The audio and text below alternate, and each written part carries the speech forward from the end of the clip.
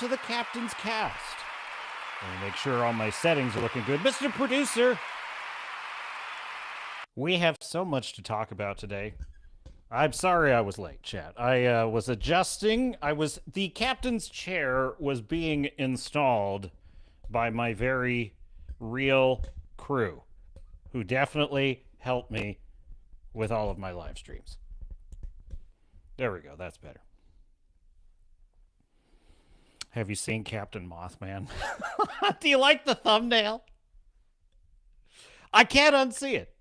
Every time I see that picture of Captain America, ostensibly, Captain African American, they're the ones that made a big deal out of it. That would be the liberal, left-wing, crazy media, the shill media, and, of course, Disney. They made a point of this.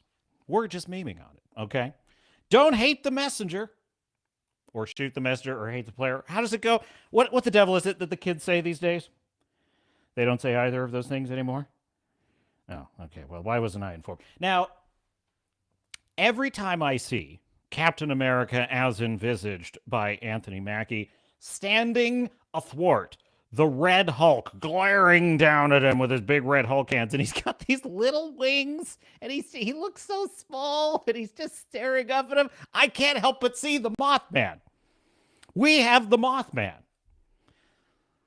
So we're going to talk about Captain American Mothman. Captain Mothman. Okay, I had this feeling as I was watching this movie. I had the feeling, I swear to God, this is the most I've ever felt like I was watching a Vought movie. You know what I'm talking about? You know, in the Boys universe, if you've seen The Boys or Gen V, the evil Disney-like, the Disney analog company in the show, Vought, which owns all the superheroes and produces all these superhero movies.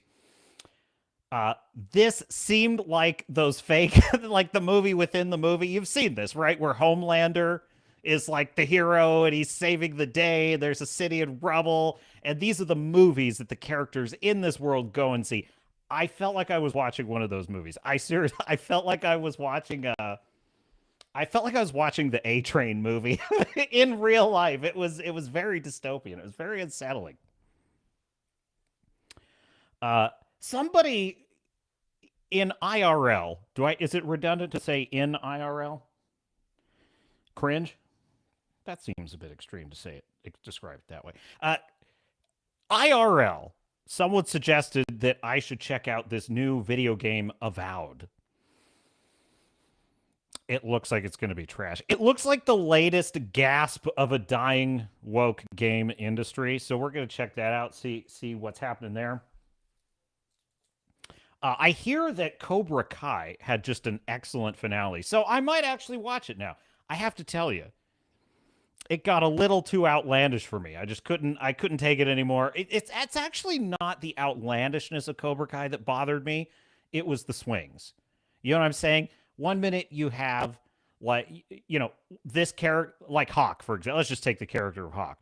One minute he's on Daniel's dojo. The next minute, he's on the Cobra Kai dojo. Then he's on the super duper evil Cobra Kai dojo that's been stolen from the real Cobra Kai. Then he's on Eagle Fang, and now he's a bully. He's a good guy. He's a bully.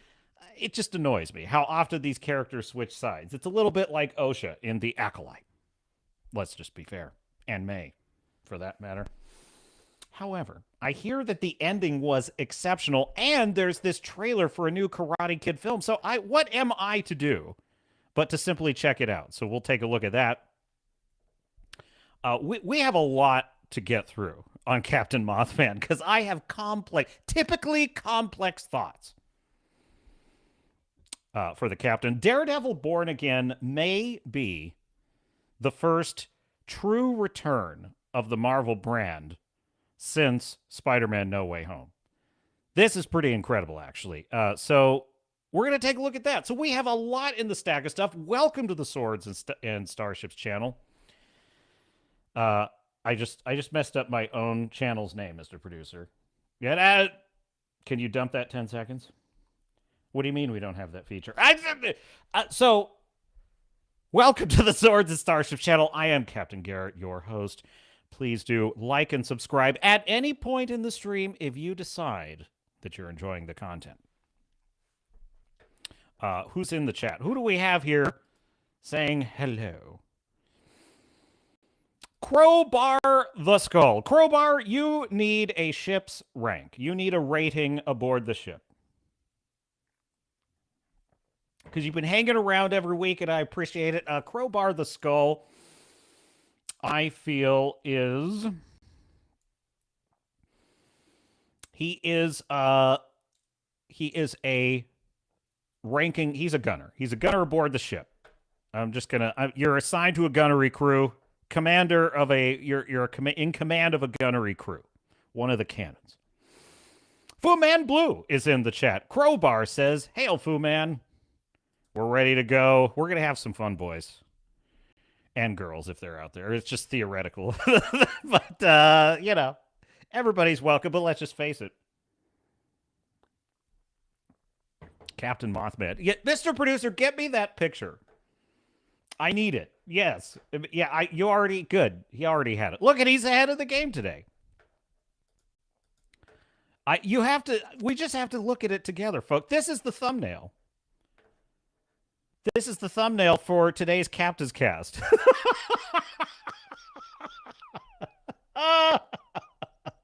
Oh, you've outdone yourself, Captain. You've outdone yourself today. I mean, how can you not see it? This is what I see every time I see the trailer. I'm like, look. Quite aside from whether the movie is any good or not. Just put that aside for a second. Best Marvel movie ever, worst ever. Forget about that. This is the dumbest. This is the dumbest This is the dumbest poster I've ever seen.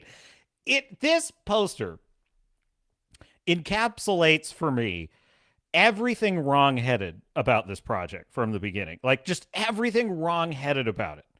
Falcon is Falcon. He's not Captain America. Captain America is not a winged character. I can't believe I'm saying that. Captain America's not a winged character. He doesn't have wings.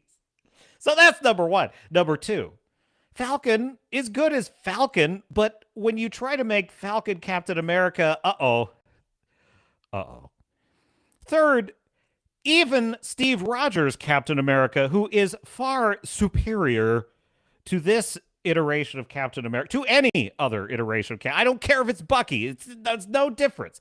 Steve Rogers is the Captain America.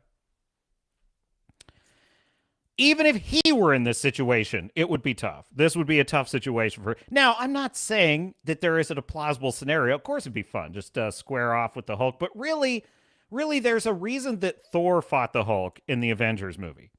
Can we agree to that? Can we agree that that's the reason Thor was fighting the Hulk and not Captain America? So this is a mismatch of so many levels. It's a mismatch at the meta level. It's a mismatch at the movie level. In fact, I would even say that this, what you're about to hear me say about this film, this is in visual form what I think about this film. And this character having the mantle of Steve Rogers. It's, this movie is the definition of try hard. It is the definition. It is the very model of try hard, this film. And we'll get into that. But some of my thoughts about it might surprise you. Grandmaster says, ahoy, ahoy, Grandmaster. Welcome aboard. You guys are probably sitting in the chat. The captain is late. Late and Red Hulk. Now that's a low blow, Crowbar. That's a low blow. Actually, I will say that the Red Hulk set piece was actually probably one of the better parts of the film. I will say that. The Red Hulk set piece was... I mean, they probably dumped the whole damn budget into that scene, quite honestly.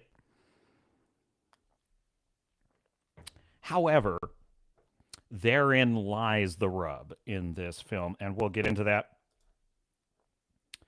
Something I didn't know I never wanted to see was Ford's face on a Hulk frame. It's very Harrison Ford Hulk. It is very Harrison Ford Hulk. The wings. The wings are so ridiculous. He's gonna get squished. That's what that image says to me. He's about to get squished. It's not like it's sort of meant to be like heroic, like, oh, it's David versus Goliath. It's supposed to have that, like sense about it, but it doesn't come across that way. And even if the wings were, even if the moth wings weren't in it, I still feel like this would be a problem. I still feel like even if the moth wings aren't there, it's still just like this little guy. It's kind of like that Nintendo game from years ago. What was it? Punch Out. Super Punch Out. Where you're like the little boxer and all the other boxers are like 3 times as big and you got to you know what I mean? That's what it means to me. Attention on deck. Attention on deck, says Crowbar the Skull. Neutron Pack. Where have you been, Neutron? I missed you. I missed you, buddy. Neutron Pack is in the chat, says hello. Neutron, you're in the engineering section. Now, we are morphing my... I've envisioned this as a sailing frigate, but I think I'm just now reimagining it as a starship. Neutron Pack is in the engineering section. Crowbar says, hail, Neutron. What's up, brother? Redoubt Productions is in the chat. And says, by very real crew, you mean the poor unpaid intern. Yes. And the unpaid intern made me assist with the Allen wrenching to assemble the new captain's chair. And that was, that's a demerit, I won't lie. Crowbar says, salutes reporting for duty, sir. Assume you'll post, Sal. It's Mothman time. Now, is this as bad as Madam Web? Is this as bad as, what the hell else did I see, Mr. Producer? Craven. Is it as bad as Borderlands? What was some of the other There's something I'm not thinking of that I saw recently that was really stupid. There's so much. There's just so much. In fact, where's my top 10? Where's my top 10 list, Mr. Producer? Because this was, where's the years? It must be in here somewhere. Oh, wait, I know. It's in my other stack of stuff. Yeah. Top 10s of 2024. I know I just need to jog the old memory, the old noodle. Joker Faliadu, the worst film of last year. That was a close one. The Crow remake was pretty bad. I can't think of it. It'll come to me. But it's pretty bad. It's pretty bad. It's not quite... I have to answer my own question. I just realized that I forgot to answer my own question. Is it as bad as those things? It's sometimes no.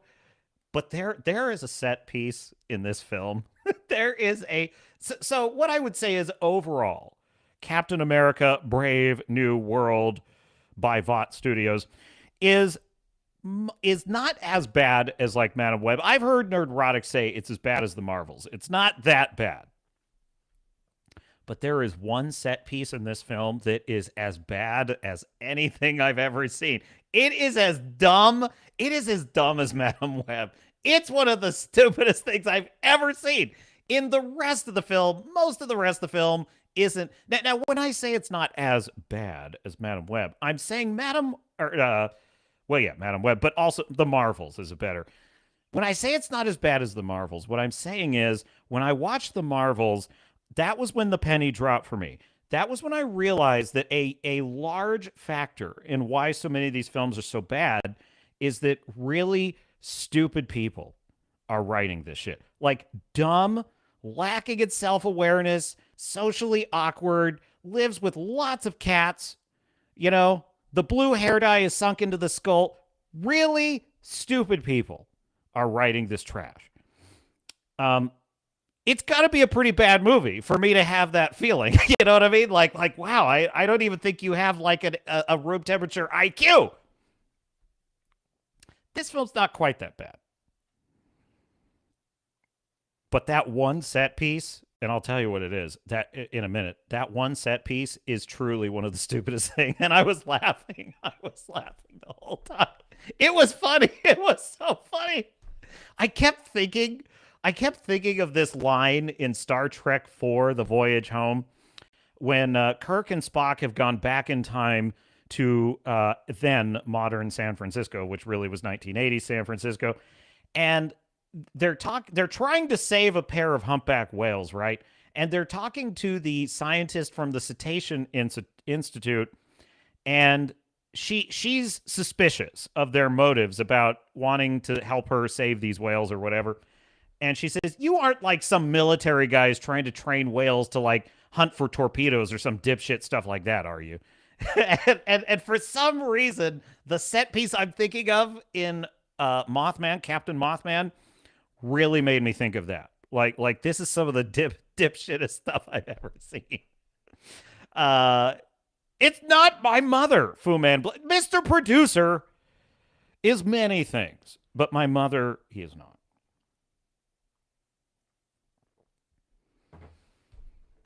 I need to send a super chat into the Geeks and Gamers Daily and just ask them, hey, how do you get rid of a meme?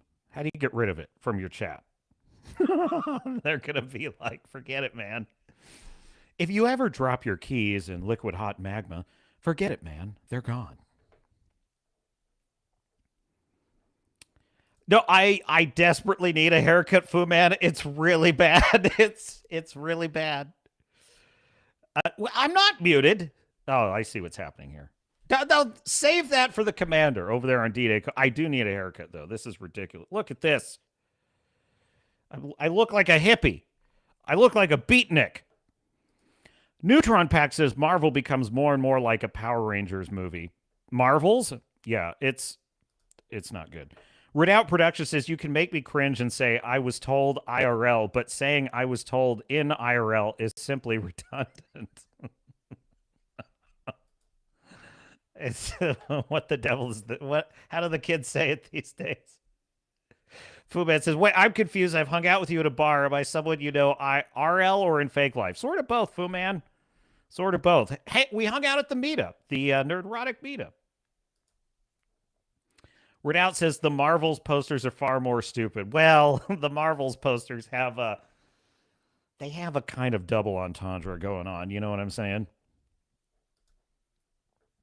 Fu Man Blue says the wings are just more for the Hulk to grab. You want to be as small as possible when confronted with a Hulk like Widow and Avengers. Yeah, the interesting thing is when you watch him fight the Red Hulk in this, one thing that occurred to me was we tend to think like he's got to duck and weave and, you know, fly like a butterfly or a moth and sting like a bee. But the problem with a Hulk, though, is that they aren't just big and strong. They're fast. The Hulk is fast. That's the thing, though.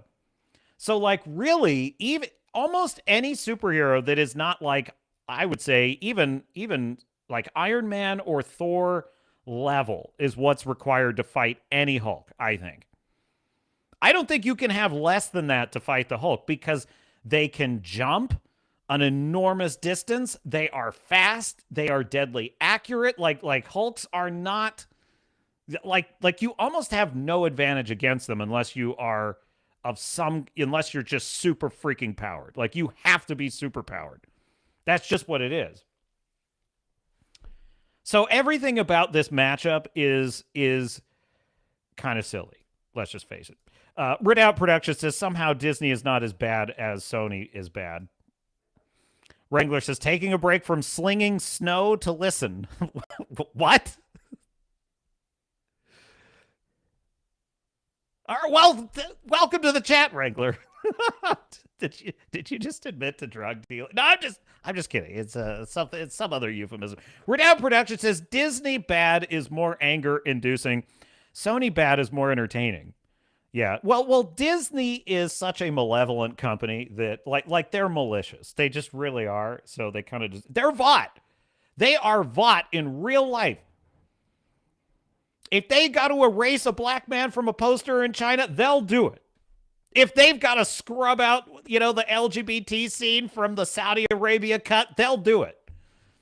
If for whatever reason they had to euthanize Peanut the squirrel in order to sell tickets, they'd be, give me that squirrel. Okay, can we have money now? They wouldn't care. They would not care. They don't give a fuck about LGBTQ plus IA two-spirit individuals. They don't give a crap. But they do give a crap about winning on the political agenda.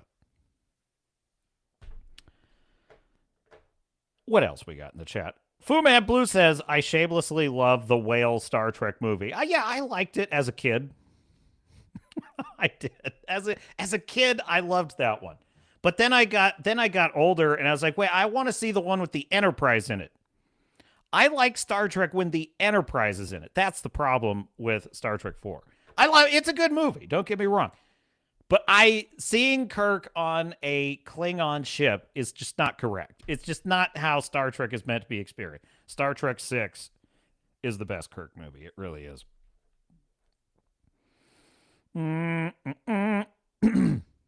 Shed like a moth and die like a flea, says Fu Man Blue.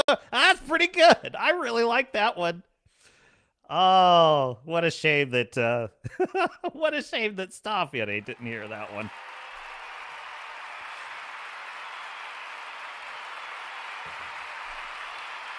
Nice one, Fu Man.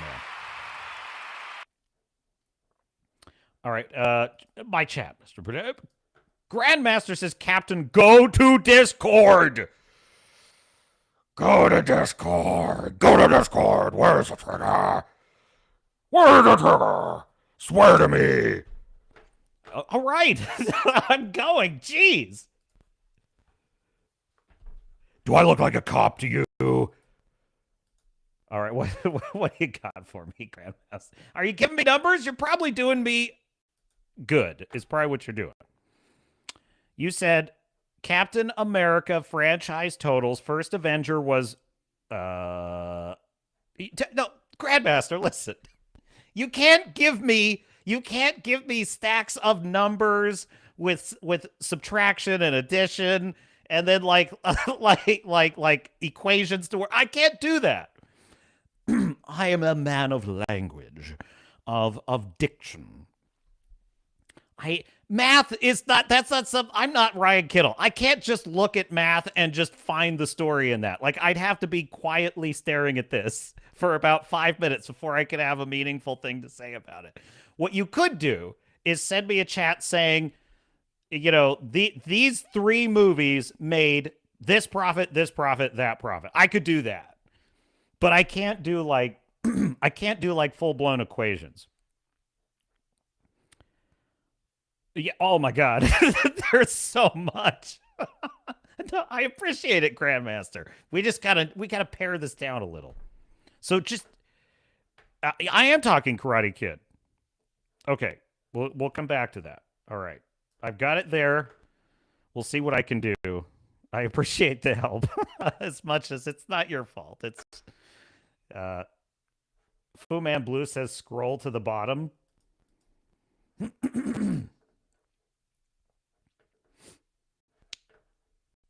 I need context for that, Fu Man.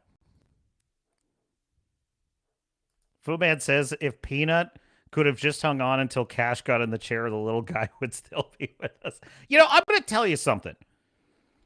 I'm mostly very happy with the Orange Man, but one thing that bothers me is I have not heard anything, cough button.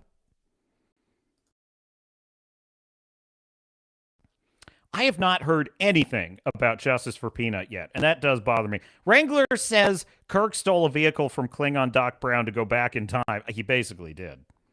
There's no doubt about it. Okay. Captain America, the Mothman Chronicles by Vought Enterprises. I will say that like the first 10, 20 minutes of this movie, I was like, you know, I do not hate this. You know, I was like, that's a typical shill evaluation. It was not terrible. I did not hate it. I even started to think, you know, what if I actually wind up liking this? Because I might wind up liking this. And then it just, so part of the problem with this film is you already know everything that it's about before you even go see it. I bet you're probably wondering, even if you don't know whatever the dopey actual details of the plot are, you basically know that something bad is happening to the president. That would be Thunderbolt Ross in this, and he's going to be Red Hulk at the end, and that Captain Falcon's going to have to fight him. Well, that's basically the movie. I mean, you basically, so right at the beginning, someone is trying to kill the president. Now, in what I would consider the most analogous film, the film that this movie is trying to be, which is Captain America: The Winter Soldier, which is one of the best MCU films ever. It's one of my all-time favorite MCU films. I love Captain America and the Winter Soldier. Captain America: The Winter Soldier has the feeling of just a razor sharp international spy crime thriller. It has that quality to it, and the threat in it is awesome. Hydra taking over Shield, staging a coup against basically the entire world. That was awesome.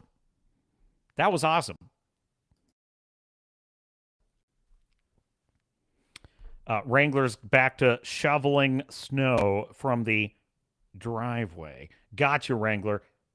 Shovel that snow. It's like, why are you doing that? What's wrong with your eye? Now, the thing about Captain America: The Winter Soldier is the threat was actually meaningful and interesting. Like Hydra taking over Shield, Captain America having to go rogue and fight them alone, trust no one.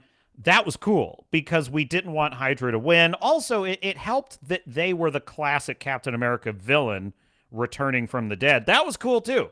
That was a nice parallel with, Steve Rogers being a man out of time, etc. I guess I'm trying to give you a no spoiler review of this film, but I almost can't even comment on it without spoiling the plot, because the plot in Brave New World is so basic and so thin that almost the minute that the bad guys start doing the bad guy stuff, I pretty much knew what was going on. And so for most of the film, here's what's happening in my mind for most of the film. I'm like, when are we going to find out that the guy I know who's doing this is doing this? When are the characters going to learn what I already know, which is that this is a revenge plot? What's it going to be like when he actually fights the Red Hulk? What's that going to be like? So in other words, the whole movie, I already know what's going to happen. I'm just waiting for the characters to catch up. Now, the title of this film says Brave New World. And before that, before they changed it to Brave New World, what was it? What was it before that? It was New World Order. New World Order, and then they changed it to Brave New World. Now, both of those titles call to mind dystopian science fiction novels. They call to mind the hand of tyranny on the world. They call to mind dystopia. That's basically what they mean. And they suggest a shadowy web of conspiracy and tyranny and spycraft and bad things happening, rogue nations and shadow states and things like that's what you think of when you think of those titles. So if you go to this movie expecting a kind of taut, Bourne-style thriller, at least with a level of threat and stakes worthy of The Winter Soldier, you are going to be woefully disappointed. Because basically, I just don't know how else to do it. So spoilers for Brave New World. I have to, because I don't know how else to put this. Here's the plot of Brave New World. A bad guy wants revenge on Thunderbolt Ross.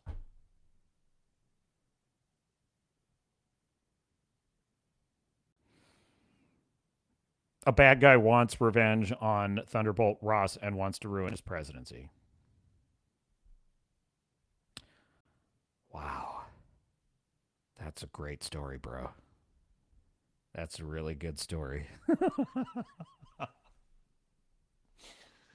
Now, the problem with this is that I knew that in the first 30 minutes of the film because it's obvious. It's obvious that that's what's going on.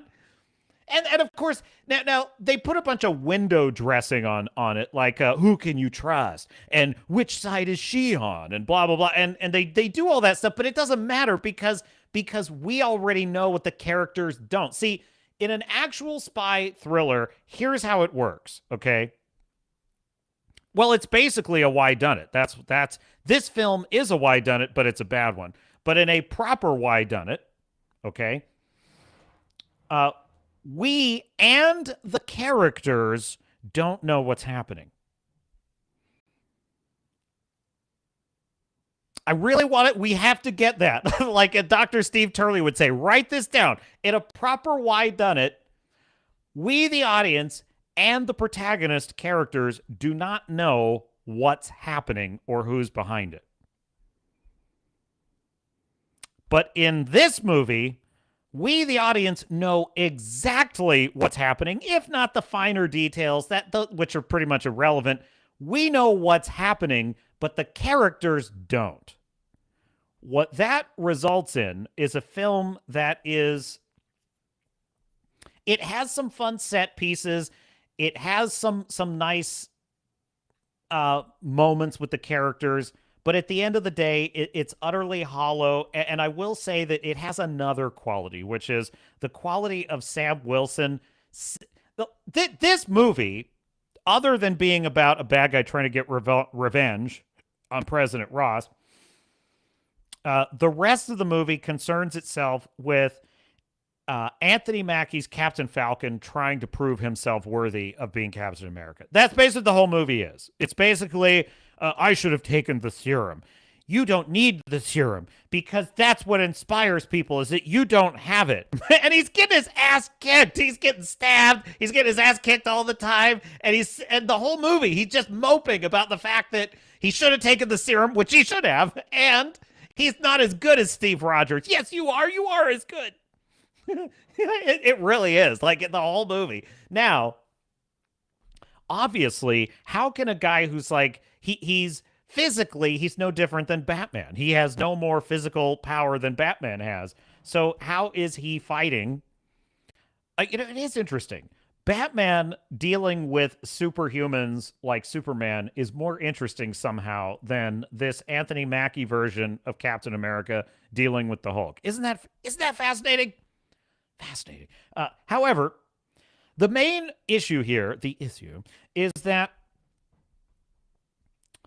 in order to compensate for the fact that he's not physically powerful, they give him a bunch of magical bullshit technology. So you've probably been scratching your head wondering, how's he supposed to fight the Hulk even with a vibranium shield? Well, the answer to that question is his whole suit is vibranium.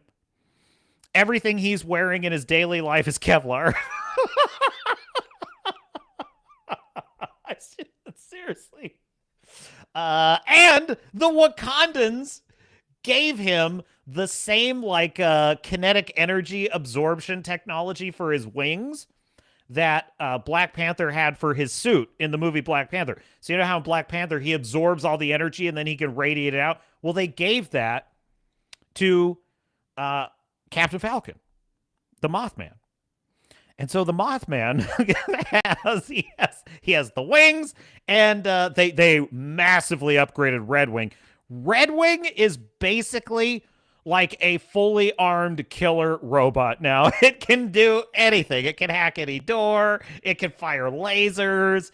It's like indestructible. It's crazy. Like Red Wing Red Wing was kind of cool in Captain America Civil War because it's like this little drone, and it'll like give him like a view of something or whatever.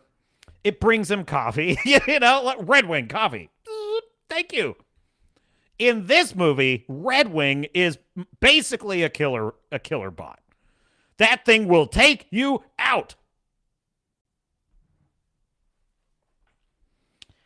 And the problem I have with this is it all felt like so much try hard. It really did. It felt like, wow, they're really driving home. There's actually a line in the beginning of the movie.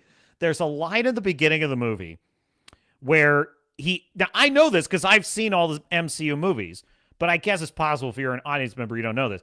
He gets hit with something. It absorbs all this energy into, just like Black Panther's suit, it absorbs all this kinetic energy into his wings, and he radiates it back out. And there is a soldier watching all of this on a monitor, and he says, "How did Captain America just do that?" And I was like, seriously? And then the other soldier in the room helpfully info dumps the answer. "Oh, well, you see, the Wakandans gave him the kinetic absorption technology that the Black Panther uses." Oh! And I'm like, oh, thanks. That's very helpful. Side note, I have to say something. So we've been watching Critical Drinker's short proof of concept film, Rogue Elements, in the previous couple episodes.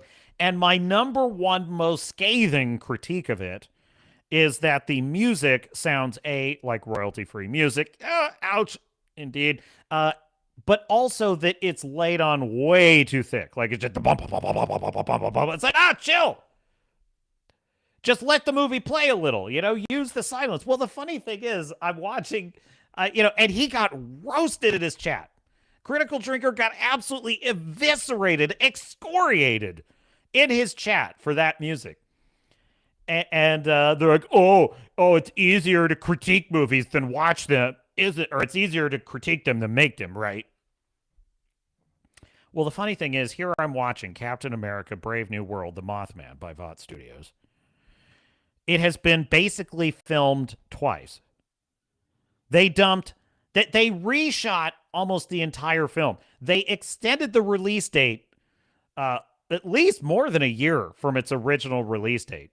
This film has had more resources dumped into it than almost any other MCU film. It's just basically been a money sink because, well, they can't get away from this.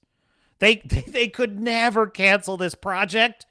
You can't cancel Captain African American? My God, the optics alone.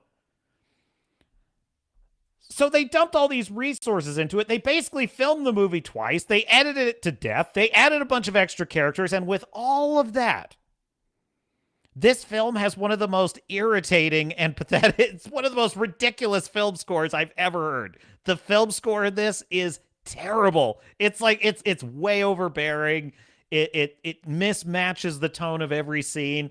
It's really like a bad fan film music. And I thought, even Disney and Marvel with all of their billions can still make this mistake. So, even a company that powerful.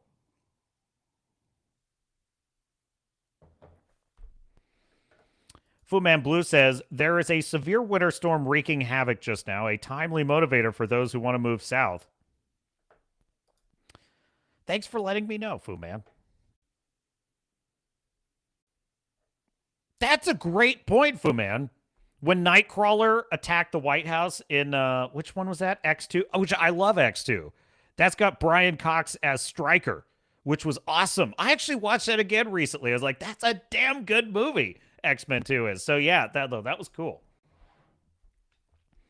Yeah, so basically in the beginning of the film, what sets it all off is Captain Falcon gets invited to the White House, and he brings along the original black Captain America, who was thrown in prison for 30 years because he's black.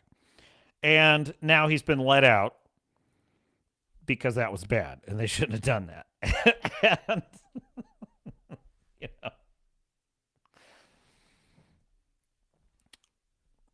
and when they're at the White House, he hears a song. He hears like music or something, and it turns him into a murder bot, and he starts killing everyone and he attacks the president, and it's mind control. So right off the bat, there's mind control.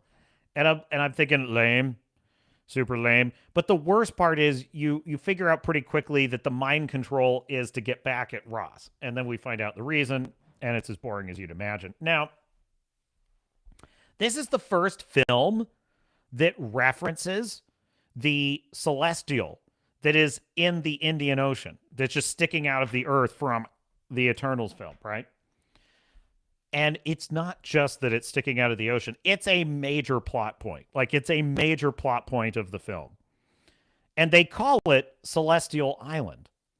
So what is the purpose of the title Brave New World? Like, what's that getting at? Well, it's referring basically to President Ross has a plan, which is the Celestial has in it adamantium, which is a new element. They are introducing adamantium into the MCU, which probably is a way of getting us into the X-Men, I'm beginning to think.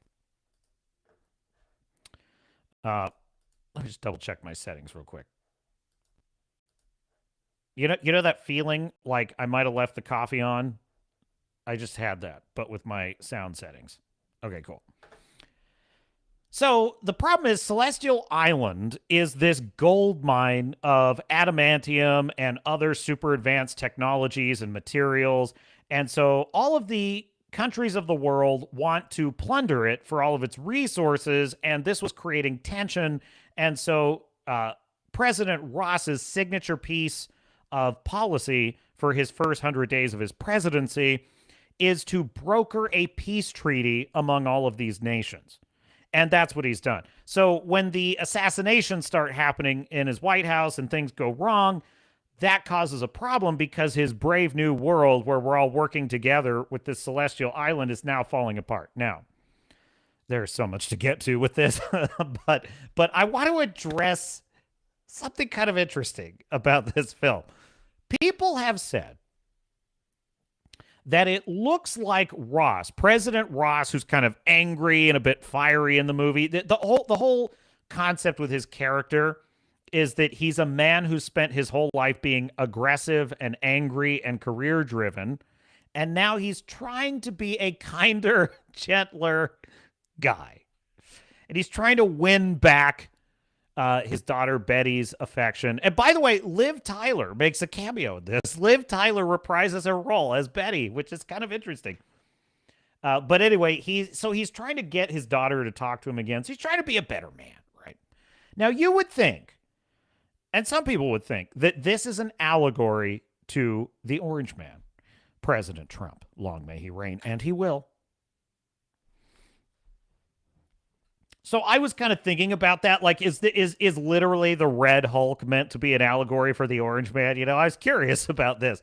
I happen to think that maybe the original cut of this, he was meant to be kind of a Trumpian figure.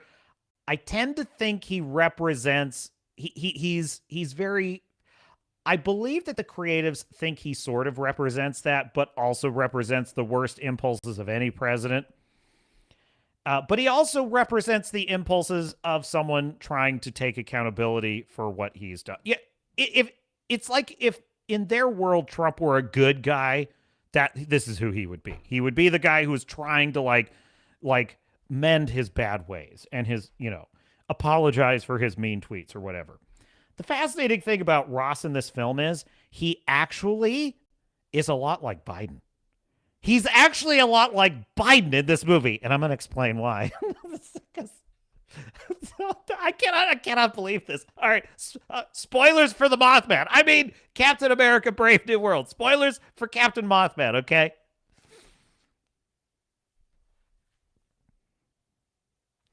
After the previous Captain America starts assassinating everyone in the White House and he destroys the whole peace conference, the treaty negotiations for Celestial Island.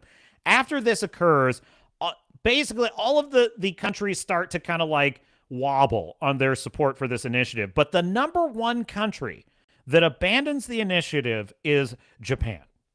Japan decides that this is a bunch of bullshit and they don't like Ross anymore. And there's a convoluted plot about how Ross stole their adamantium, but then got it back for him. It's largely irrelevant. The main thing you got to know is that Japan,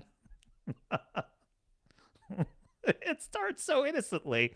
I mean, it starts out innocently enough. It's just a country in a treaty deal that Ross needs is threatening to quit, which is a plot point. That's just a plot point. It's like, okay, yeah, that's motivation for the character to try and fix things. But the weird thing is the movie takes it way too far because then then there's all these scenes where the Prime Minister of Japan is on the phone with Ross, the President of the United States, and he's calling him a coward to his face. He's like, "You are hiding down in your bunker. You are a coward, Mr. President." And he's like, "You are not worthy of leading this alliance." And he hangs up on him. And then Ross is like, "No, no, Mr. Prime Minister, wait." And I'm like, dude, this is like Biden. He's basically like, well, no, hey, come on, man. Later, when things get way worse, and the bad guy he's the Brainiac Hulk. He's the guy that got in Incredible Hulk, the guy that got the gamma radiation to the brain. He's not physically strong, but he's now super smart. He's the bad guy. He's been kept in a hole for 30 years. And it's eerily similar to Secret Invasion, how like Nick Fury was just mining the scrolls for all of their spycraft. Well, it turns out that Ross has just been abusing him. So this guy wants revenge. Anyway, so then Japan in Tokyo tells the Prime Minister tells the president to his face that he's like we're taking the island and we don't give a crap about you, and you know what, the United States is used to getting their way, but screw you, you're not the country you used to be. And Ross is like, "No, that's not true. This peace can work. We can make this work. Come on, man. You're a dog-faced pony soldier." That's basically what's happening. So now this is the best part, though. This is the best part. And this is leading up to one of the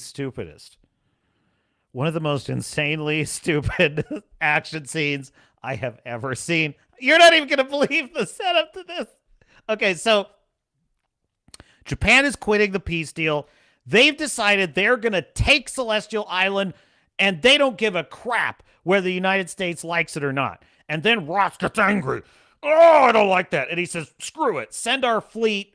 We're going to take it." And so basically Ross says, "We're going to take the island for ourselves. And if the countries aren't going to play ball, then they're just going to get crushed underfoot," right? And you might think that this is the Orange Man allegory here, because this is what they think Trump is like, right? No, we'll just steamroll him. Now, here's the best part. The President of the United States boards one of the aircraft carriers and personally commands the fleet at Celestial Island, which is about to be engaged in a dangerous game of military brinksmanship with other fleets, because there's other countries' fleets that are there. So a president is personally commanding the Navy. What? That's so ridiculous. But anyway, so Ross is commanding the flagship of the naval fleet. But he wasn't even in the Navy either. That's the other thing. Like, his background was not being a Navy admiral. It was being like a general, wasn't it? He was General Thunderbolt. Well, whatever. Who cares? So while the president is personally commanding the fleet, the Japanese fleet is like threatening them. And I'm thinking, am I really watching a movie in which the United States, the modern United States and Japan are like going to war? What? What? Japan. Not China? Oh, wait. That's right. Because if it were China, then Disney couldn't get a China release. So it can't be China. But not Russia? Why not Russia? It's so funny. It's like literally it's the least plausible possible geopolitical enemy. Like Japan is literally threatening war with the United States. It's so stupid. Okay. That's not even the best part. So you've got the Japanese fleet and you got the American fleet commanded by the president personally. But squaring off. They're not shooting at each other yet. They're just squaring off. But then the bad guy triggers his mind control device and makes two of the American fighter pilots attack the Japanese fleet, which triggers a full-scale battle. Because they're flying towards... honestly, it's so confusing. I'm not actually sure at what point they actually did fire or didn't, because the action is very confusing at that point, but... whatever. The bad guy triggers them to attack the Japanese, and this is bad. This is very bad, because this is going to trigger war with Japan.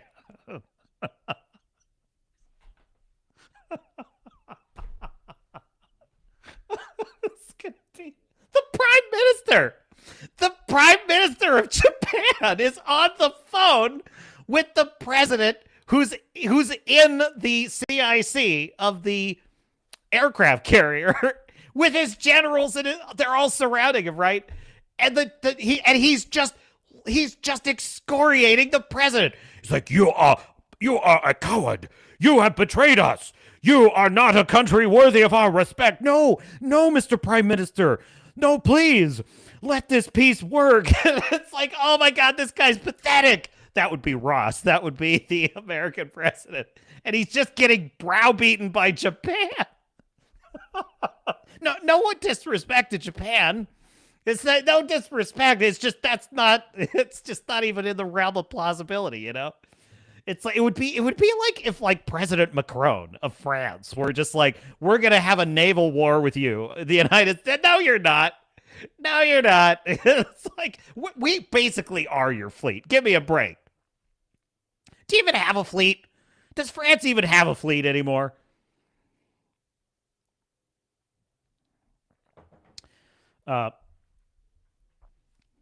Maybe a fleet of wine and cheese stores, but that's not important.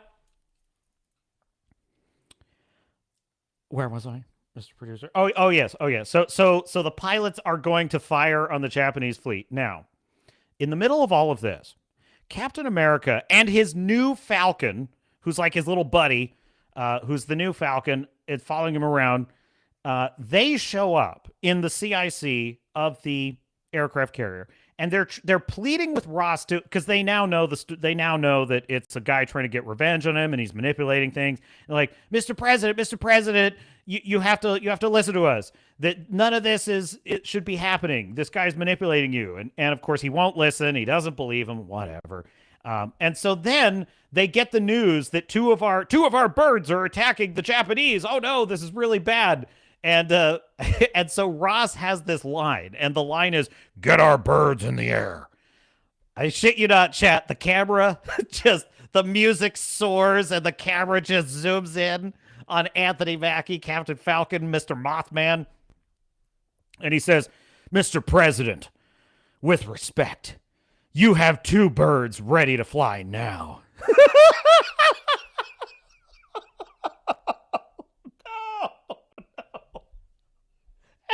And he says, "Go."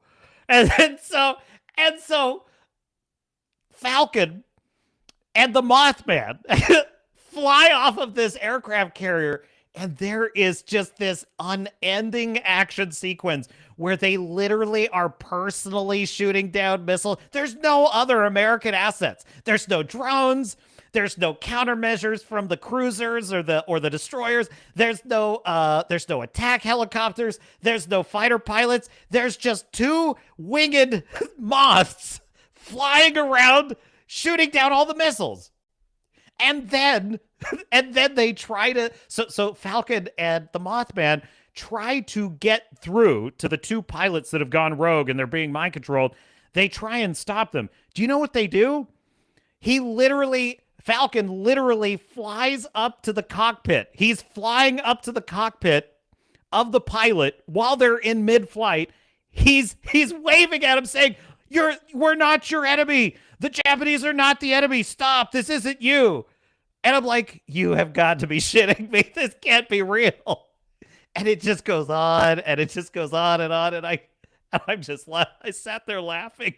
I'm like, and the weirdest thing too is like, even if this had been like a plausible action set piece, like even if it had all made sense and all the pieces were in the right places, I still feel like there's something vaguely ridiculous about watching 2 guys with wings fighting a bunch of missiles. It's just weird. It just doesn't seem like a really... Anyway, it was hilarious. It was Madam Web levels of cringe. Everything about it was ridiculous. Everything about it. We're fighting the Japanese. It's a boring mind control plot, which is such a basic plot. They're knocking on the cockpit. Stop this. Don't do this. Stop this. They're not listening. It's like they don't even hear me in the middle of mid-air flight. The fact that there's no other American military presence whatsoever in this scene. They're all just sort of watching. They're all just like, let's just watch the two winged guys, the two Moth guys, fight these things. So anyway. So those are sort of the negatives of the film. It's not as bad as Madam Web overall. It's not. I don't think it's as bad as the Marvels. There's no line in the. Well, I say that. I was going to say there's no line equivalent to "Let the Flurkins eat you," but Mr. President, with respect, you have two birds ready to fly. I don't know. Maybe. Maybe. Yeah. Okay. Now, the Red Hulk fight there was actually some great moments of real, like, visceral fear in that fight that were pretty well executed. I will say that. Like, there were, and actually, I did get the impression, that's where I got the impression that, like, honestly, even Steve Rogers with the super serum is like, shouldn't even be fighting a Hulk, period. Like, just shouldn't even be in the, like, if he's really mostly just in a fighting retreat, if at all, right? He's just trying to get the hell away from him. So that was number one. Because it's clear to me that the Hulk is not just physically indestructible, physically unlimited strength. He's fast, like lightning fast. Because you can barely even avoid anything he's doing, even as a super. So I think a lot of that came across. I really felt like this movie was trying so hard to make you believe that this character can fight the Hulk that it kind of took me out of it a lot. And the fact that the only way he can fight him is with just layers and layers and layers of magical bullshit technology. He's got the kinetic absorption. He's got the vibranium. He's got the super rockets and the super drone. And he's got the nanites. Oh, there's fucking nanites too. That's, I just, no, get away from it. I don't want it. He's got the Kevlar layers. I don't care. I don't care. It's just like, he's not Captain America. And it has nothing to do with the actor specifically. The character of Sam Wilson is not Captain America. Bucky Barnes is not Captain America. Who is the guy in Falcon and the Walker? The guy Walker? He's not Captain America. Steve Rogers is Captain America, and that's all I felt the whole time I'm watching this. And so what I would say is, for about the first half of the movie, it's like a discount bargain bin Captain America movie with some interesting moments, some decent set pieces. It then descends mostly into farce, and the plot becomes insanely boring towards the end, mostly because you already know it. And the one of the worst features of the story is that the stakes are super low. You know how I always complain that the stakes are way too high in all these movies? It's like, oh no, it's the time shredder. It's going to shred millions and millions and millions of realities. And I'm just like, oh, geez, why does everything have to be, every universe and all timelines are all going to be destroyed? We don't need all that shit. Do you really need all that shit? We don't need all that shit. This film, that would be Mothman, Brave New World, suffers from the opposite problem. The stakes are too low. The stakes are actually beneath a Captain America level story. Cough button.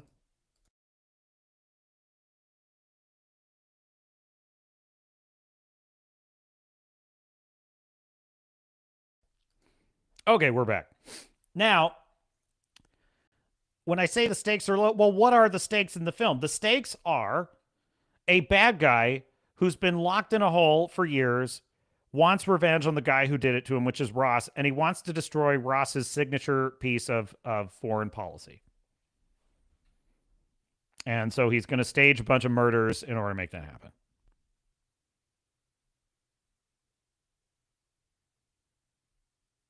That is not worthy of Captain America. That is not, that is serious. So here's what this plot is made of. Revenge. Am I missing something? revenge and mind control. That's basically what it is. A man is going to use mind control to stage a fake coup in order to get revenge on a president. How's he going to get revenge on him? Not by interestingly enough, not by killing his daughter. It's like because he wants his daughter to see, oh, the whole world's going to see what a piece of shit you are. They're all going to see what a piece of shit you are. And so basically the plot, by the way, how to become the Red Hulk, because the bad guy's been dosing him. It's complicated and it's kind of dumb. It doesn't really matter. But the bad guy's been dosing him with pills that turn him into the Red Hulk, which are also the pills that are the reason that Ross was keeping the bad guy in the hole, because he needed those pills to stop his heart failure. So they are the pills that stop his heart failure, but also turn him into the Red Hulk. But he didn't know that. So the whole plot boils down to revenge against one guy, which is there's not really an actual threat to the United States other than Japan. He almost caused Japan to finish what they started in World War II.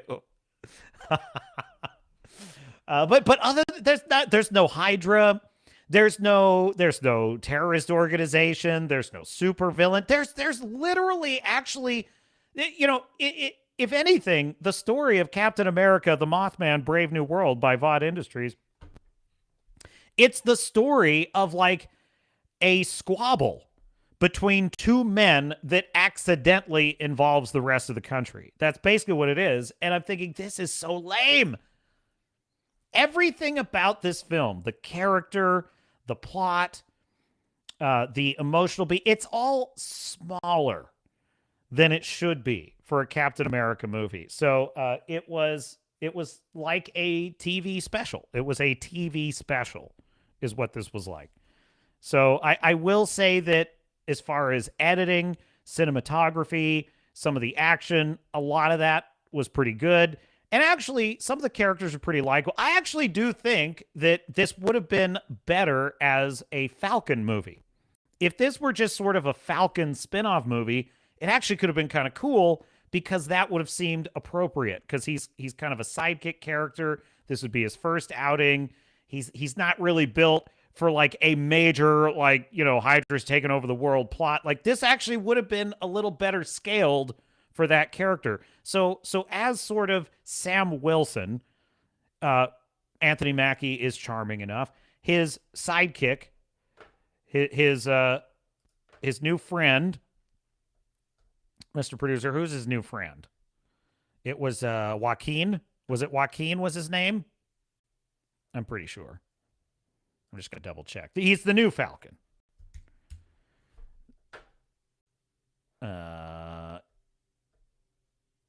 Yeah, Joaquin Torres. So Joaquin is pretty charming as his buddy. They definitely edited out all of the racial stuff with Isaiah Bradley, the original Captain America. They definitely did, because there's very little. There's very little in this film that's modern political. There's very little that's like hinting at anything. They do have kind of a little plot about President Ross taking responsibility and becoming a better man. And it did smack a little bit of like that. This is like them finger wagging at Trump. This is, if Trump were a good guy, this is what he would do. He would put himself in prison and say he was sorry. Never this side of hell, libs. Cry about it. Now, I don't actually think.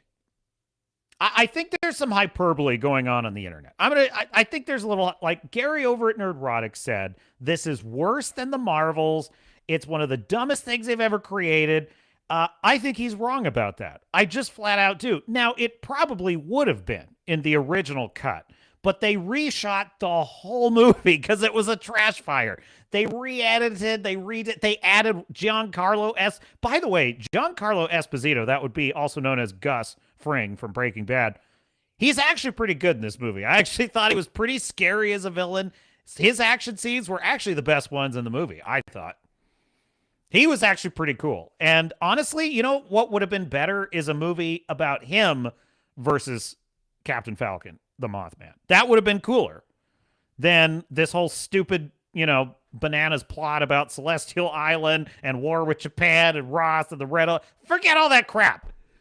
Just make it about a taut spy thriller and make it about Captain Mothman versus Giancarlo Esposito, and we're good. So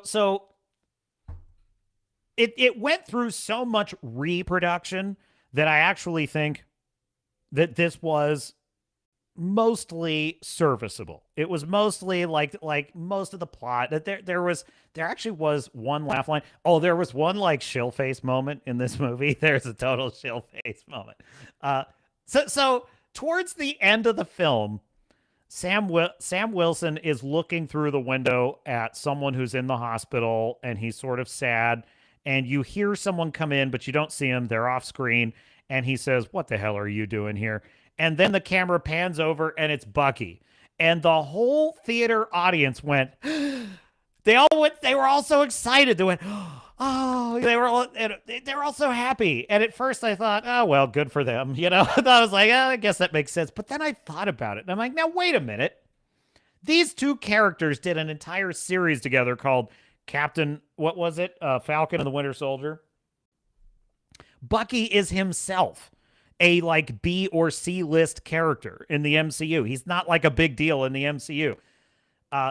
Sebastian Stan, who plays him, who's looking a little weathered these days, it needs to be said, is not like some kind of rock star. Okay, it's not like if Tony Stark, well, forget Tony Stark. It's not like if Chris Evans as old Cap had showed up. That actually would have been worthy of like oh look, it's him, it's Steve. Actually, that would have been better. Holy shit, that would have been way better. All right, forget about that. But my point is that this low-tier character shows up who honestly, just put him in the movie. It doesn't even really matter. But the whole crowd reacted like this was some kind of big deal. Like, it's Anakin is in it. Hayden Christensen is in Ahsoka. Like, it was kind of that sort. And I remember, I'm thinking to myself, that's not that big of a deal. Whatever. So, yeah, it's mostly fine. There are some moments in the film that are decently written. It's subpar. That is what I would use to describe this film. So out of 10 bars on the epaulets, I give Captain America the Mothman Brave New World, brought to you by Vought Entertainment, I give this film 4 out of 10 on the epaulets. 4 out of 10. That's in the zone of like Tenet, like Chris Nolan's Tenet. That's in that zone. So I'm not telling you that this is the worst trash you've ever seen. Now, I will say that you have not lived.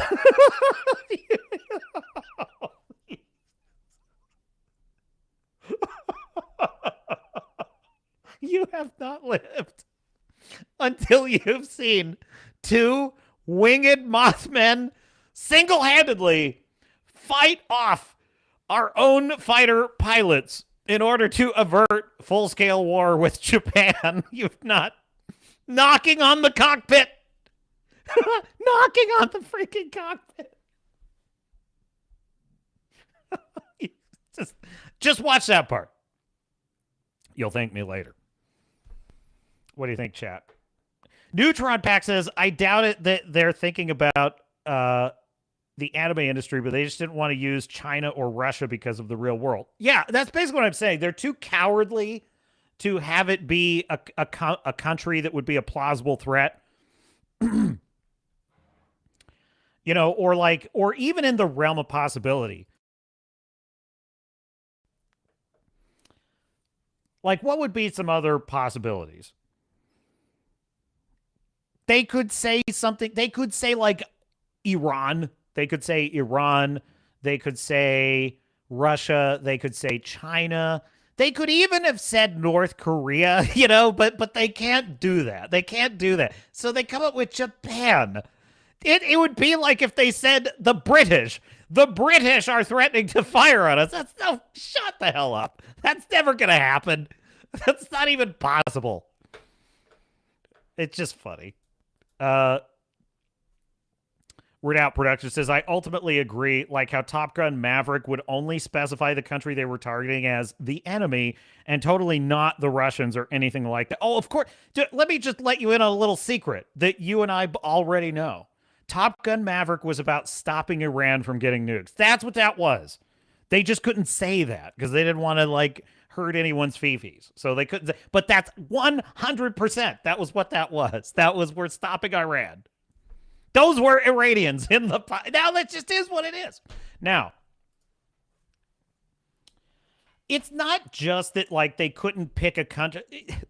The weird thing about the plot in Brave New World is it felt like something that just snowballed. It was something that wasn't a big deal, that because of what can happen in writing is things can snowball or spiral out of control. That's just something that can happen in writing. So it started out as, okay, the president has a goal. The goal for the president is to finish this signature treaty.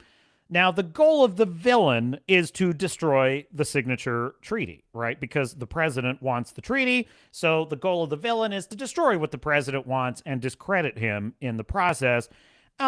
The treaty consists of several countries, including India and Japan and a couple others. And one of those countries is convinced that the United States stabbed him in the back. And that's what's going to destroy the treaty, right? Now, on paper, that's all fine. In fact, at the time that was unfolding in the beginning of the movie, I was like, yeah, that's all fine. That makes sense. And then the problem is we needed an action scene in which America's actually flexing its muscle against the country. But because we had already established that the country that we were at odds with was Japan, it just naturally flowed out of the same plot that Japan is the one we're now fighting. So if you're a writer and you've written into the... So they wrote themselves in a corner, is what I'm saying. They wrote themselves into an extremely odd corner. Because what they should have done is said, wait a minute. Let's follow this through. If the final or the penultimate, let's call it the penultimate set piece of the film, and one of the real moments of triumph in the film is our heroes averting war with Japan, might that seem a bit farcical? You're right. Let's go back and rewrite it so that something a little bit more plausible happens, you know? Why not just say it's Hydra? I don't know. I don't really see... At the end of the day, one of the big problems with this movie is the new Captain America, that would be the Mothman. His main power is the power of the moth. He flies like a moth, like a bird, like a plane, like a gypsy moth. He can fly. So every action scene has to involve him flying. That's the problem. Every action scene has to involve him flying. So and listen, I don't 100% blame the writers for this. If I were in the writer's room and you were telling me, how do we make this character interesting and distinct and not just Steve Rogers light, how would you do it? And I would say, well, we got to look at what he's actually good at. He's good at flying, so we should probably have set pieces where he's flying, such as a crazy set piece over the ocean. But not this dipshit set piece where he's knocking on a cockpit. Not that, but it's something like that, you know? But here's the problem. We never should have been writing a film in which a flying Captain America was the character in the first place. That we shouldn't even be here is my problem. Because that's not Captain America, that's Falcon. Falcon is the flying character. It would be like if there's a new Hawkeye, but this Hawkeye doesn't use bows. He uses rockets. Whoa, so we need to show him using rockets and not bows. But Hawkeye uses a bow. That's the whole point. That's what Hawkeye is. Hawkeye's the guy with the bow. Oh, I know, but this is a different Hawkeye. Oh, great. You know, that's the problem. So they wrote themselves into so many weird corners, really oddball corners. This is, so, you know, Joker for Leander suffered from a couple of problems. It was a musical that was a terrible musical, and it was a supervillain sequel that was not about the supervillain, and it was a sequel that didn't need to be made. And what I would say about Captain Mothman, The Brave New World, is that this is a Captain America movie without Captain America. It is a spy thriller that's not thrilling or surprising. It's a why done it without a mystery, not unlike The Acolyte. It's a lot like The Acolyte from that perspective. The Acolyte's number one like structural flaw was that there's no mystery because we already know who's doing this and we already know why. Well, that's the same problem with Captain Mothman. And you know, the interesting thing about all of the action sequences with Captain Mothman is that almost every single one, it was like the story, if you get what I'm saying, the story of the sequence was he's not as good as Steve Rogers. That's basically what every single scene was, whether intentionally or not. That's what every single scene was telegraphing, was that because every action sequence, especially if you're a writer and you're like, how do I write good action? Well, understand that every action scene is its own self-contained story with a beginning, middle, and end. It's a story in which the characters have desires and goals. It's a story in which there are themes and motifs that are playing out, right? And so the storyline of every action scene in this film is that if Steve Rogers were here, he'd be in a lot better shape. So how is our hero going to succeed anyway? Now, once in like one action scene, that's fine. You know, that makes sense. We do need that sort of sense of like, how's he going to, you know, but the problem is when every single scene is that he's the underdog and how's he going to do it, even though Steve Rogers would have done it better. I think that the writers think that that's what's putting him over, but the audience experience of it is, wouldn't this be better if he were just Steve Rogers? Or if he at least had the super serum? And there's even a line in the movie where Anthony Mackie's character himself acknowledges this. He says, don't need the serum, my ass. Bucky's full of shit. You know, and it did get a lot of laughs. And it's like, well, it should get laughs because that's part of the problem with the movie. Every single scene is like, so he has this fight with Giancarlo Esposito, who stabs him and then like hits him with an axe and all this shit. And he's like, he has some kind of line like, I would have expected more, or I'm sure that the other Captain America would have put up more of a fight. He had some kind of line like that. And it's like every single action scene was like that. So the experience I have of this movie is most of it is try hard. The plot, the character trying to put over this new Captain America, it's all try hard to me. And it was trying to come across as heroic, you know, as an underdog beating the odds, but it just came across as kind of sad. Kind of sad. So what did I rate the Marvels, Mr. Producer? What was my rating for that one? What, you're supposed to have everything documented. You are the show's official recorder. That's part. Well, you don't have a job description because this is an unpaid internship on a handshake deal with Sweat Equity. And never mind. I probably rated it like a 2. I'm getting like a 1 or a 2. So I'm saying that Falcon is like a 4. Neutron Pack says the bigger problem is the celestial aliens out there, and here we're fighting each other for the resources and not working with each other. Well, Ross was trying to fix that, Neutron Pack. That was the story. MCU introducing the Celestials into the universe is their biggest mistake because this is getting too big for even the Avengers to fight. Yeah, they do have Ross say that he wants to get the Avengers back together, but that's it. That's basically it. We're going to get some Avengers. We're going to find some Avengers somewhere. So, okay, great. Sounds like a great plan.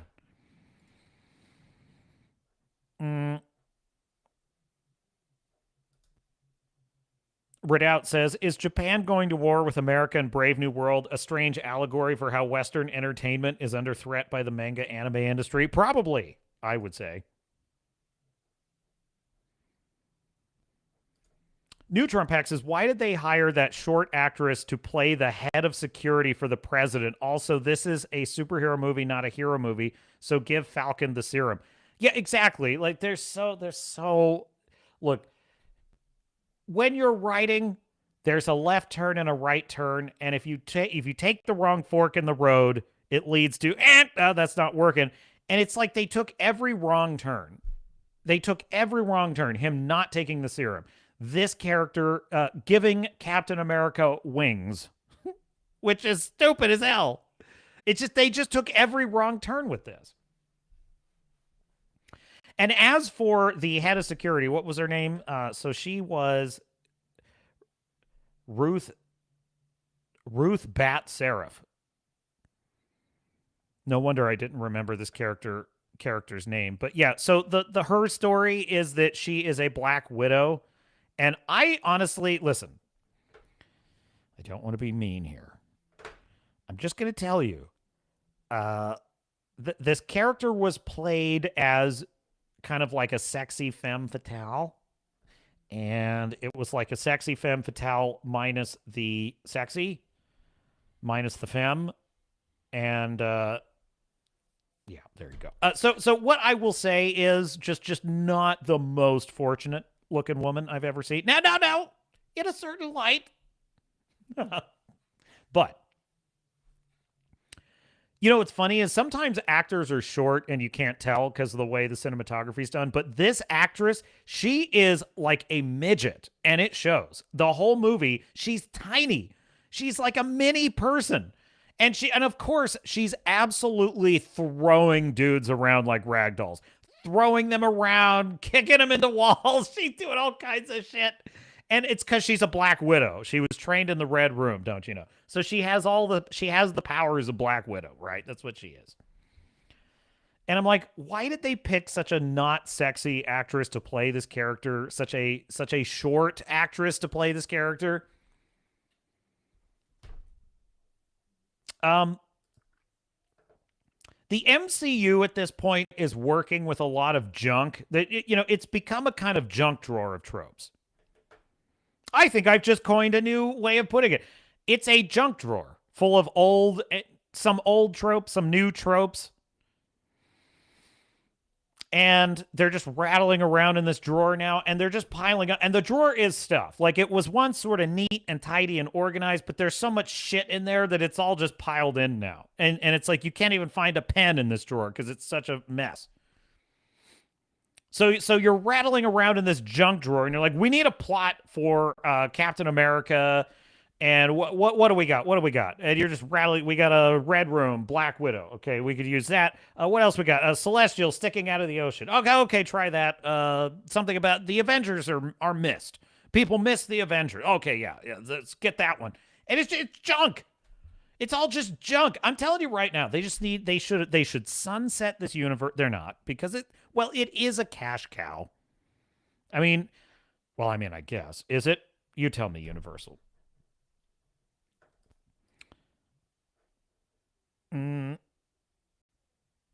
I think Universal thinks so. Production was $300 million, distribution plus 750, so total budget $1.5 billion.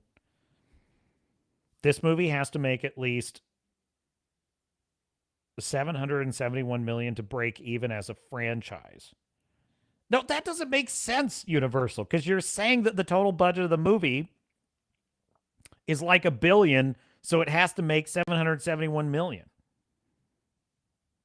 Something's not adding up there. It sounds like it's going to be a total fail, though.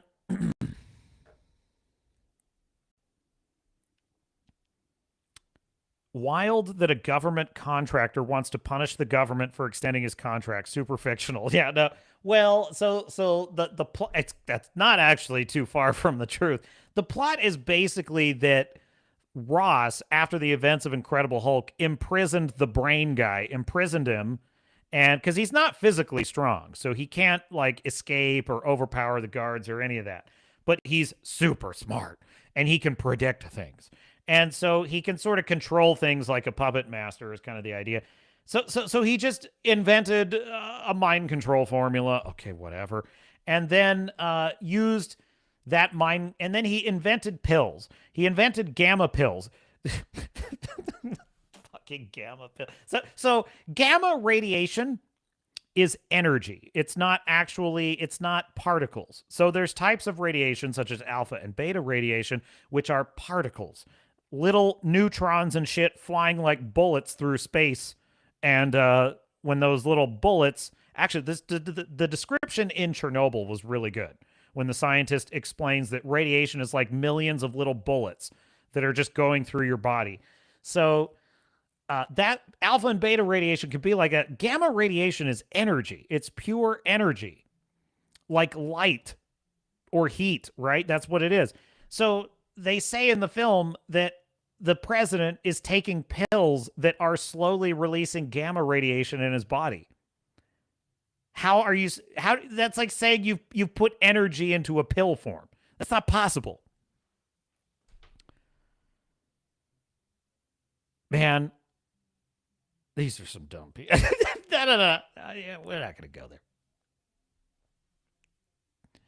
So the idea is he imprisoned the guy and he just data mined him for shit. And he said he would let him go when he became president, and then he didn't let him go. And that was mean. That was very mean. And so he wants revenge, and he's super mad. So here's my question. My question is, how is this film doing at the box office? Let's try this. We're going to have the angriest man on the internet clue us in.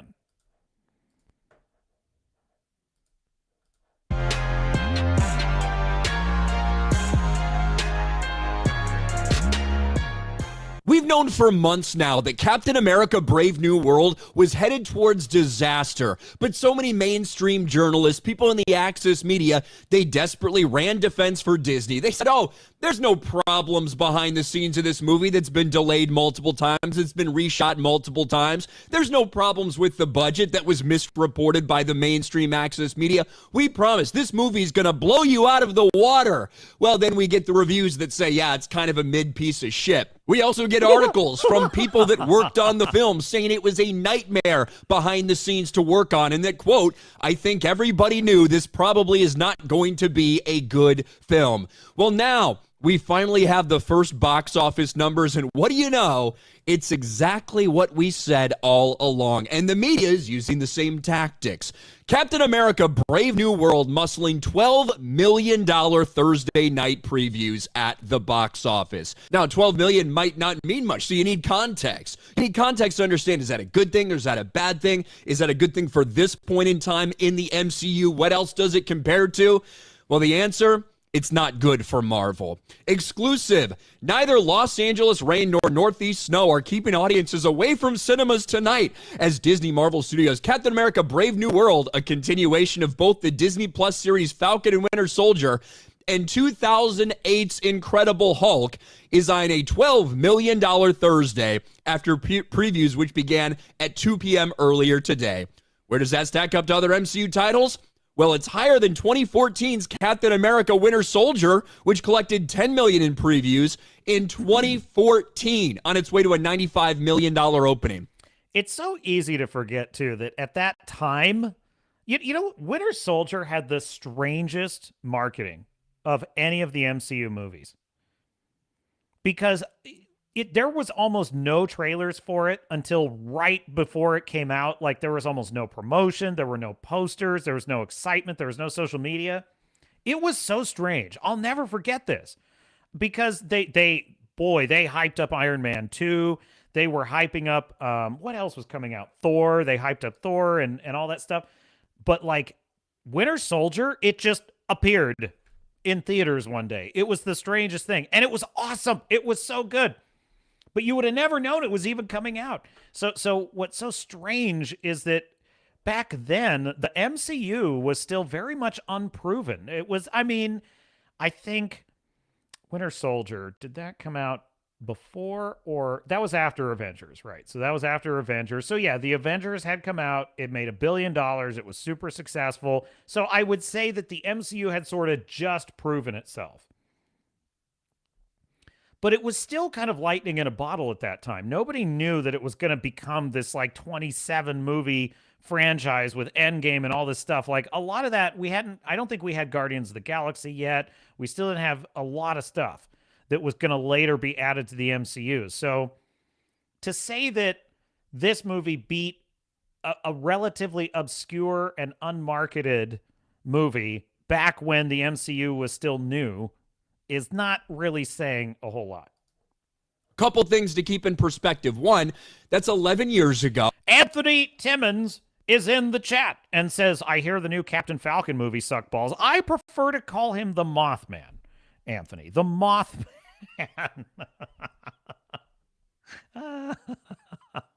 I mean, it really is not the worst thing Marvel's ever done. Like Secret Invasion, the Marvels, what else? Pretty much any of the D+, Agatha, all that stuff is trash. Ant-Man and the Wasp: Quantumania is a far worse movie than this. Far, far worse. I will say Quantumania, far worse than this movie. What else? But that being said, it's really kind of sad and pathetic, and it does feature one of the most hilariously bad action sequences I've ever seen involving a possible war with Japan. It's so stupid.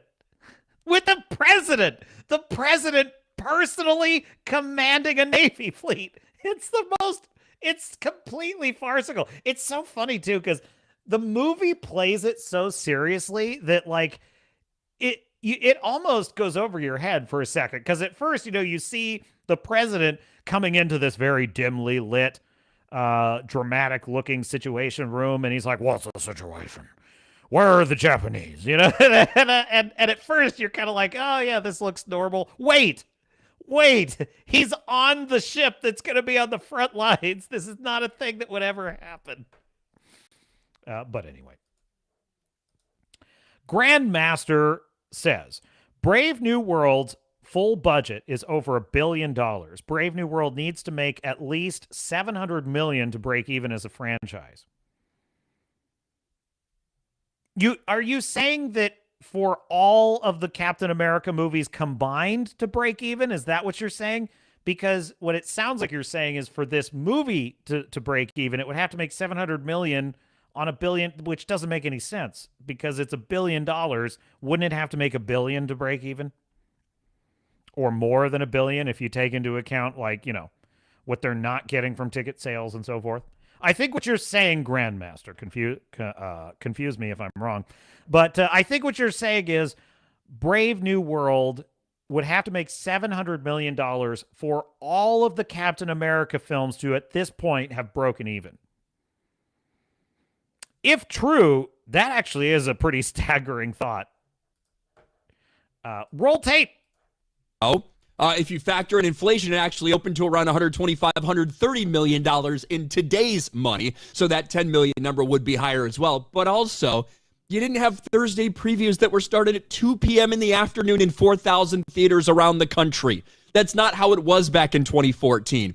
Now, over the past couple of years, those Thursday previews have expanded. It's like, well, we'll start at 8 p.m., then we'll start at 5. Now they're starting at 2 in the afternoon. But what they do bring up are the more accurate comparisons, specifically the MCU in recent history, the MCU on this same weekend 2 years ago, and it's the same movie I've been talking about for a long time in comparison to this movie, and that's Ant-Man and the Wasp: Quantumania. Ant-Man and the Wasp: Quantumania ended up at $463 million worldwide at the box office. It was a financial failure for them. It was a flop. It was a massive disappointment. But that movie, what did it open up to? Well, it opened up to $106 million on a normal 3-day weekend, and its Thursday preview was $17.5 million. You're looking at something that's tracking about 2/3 of that right now with Captain America: Brave New World, and they are forced to admit this. It's weird.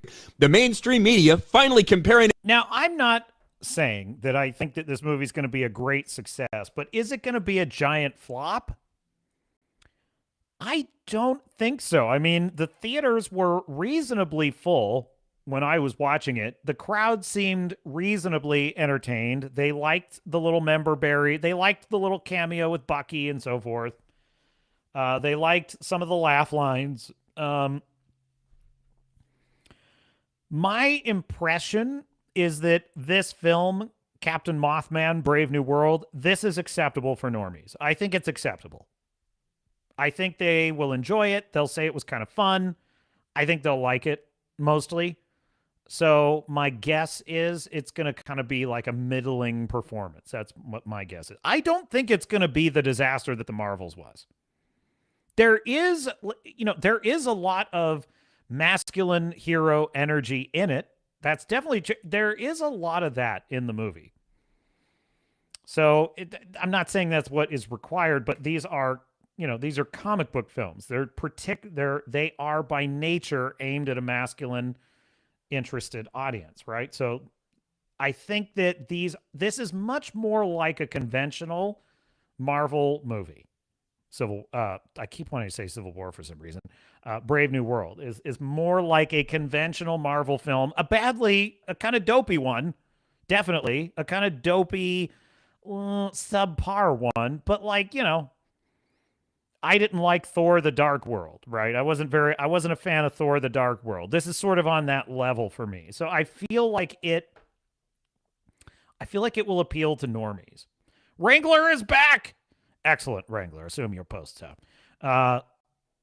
So Grandmaster is saying that he's trying to help me understand this because I don't understand this. He's saying 300 million profit after 2 movies. What 2 movies, though? What 2 movies? You tell me what movies we're talking about. I don't understand what you're saying. 300 million profit after 2 movies plus 700 million on Brave New World. You're doing me head in, Grandmaster. I am a man of letters, language. I simply cannot be bothered with the numbers. Mr. Producer, I can't. $1 billion budget, which would be break even. Okay. So what I think you're saying the accumulated profit can we just focus on this movie? Grandmaster, you need to make YouTube videos, okay? You need to do YouTube videos where you break all this down, and then I will react to your YouTube videos because then I'll understand.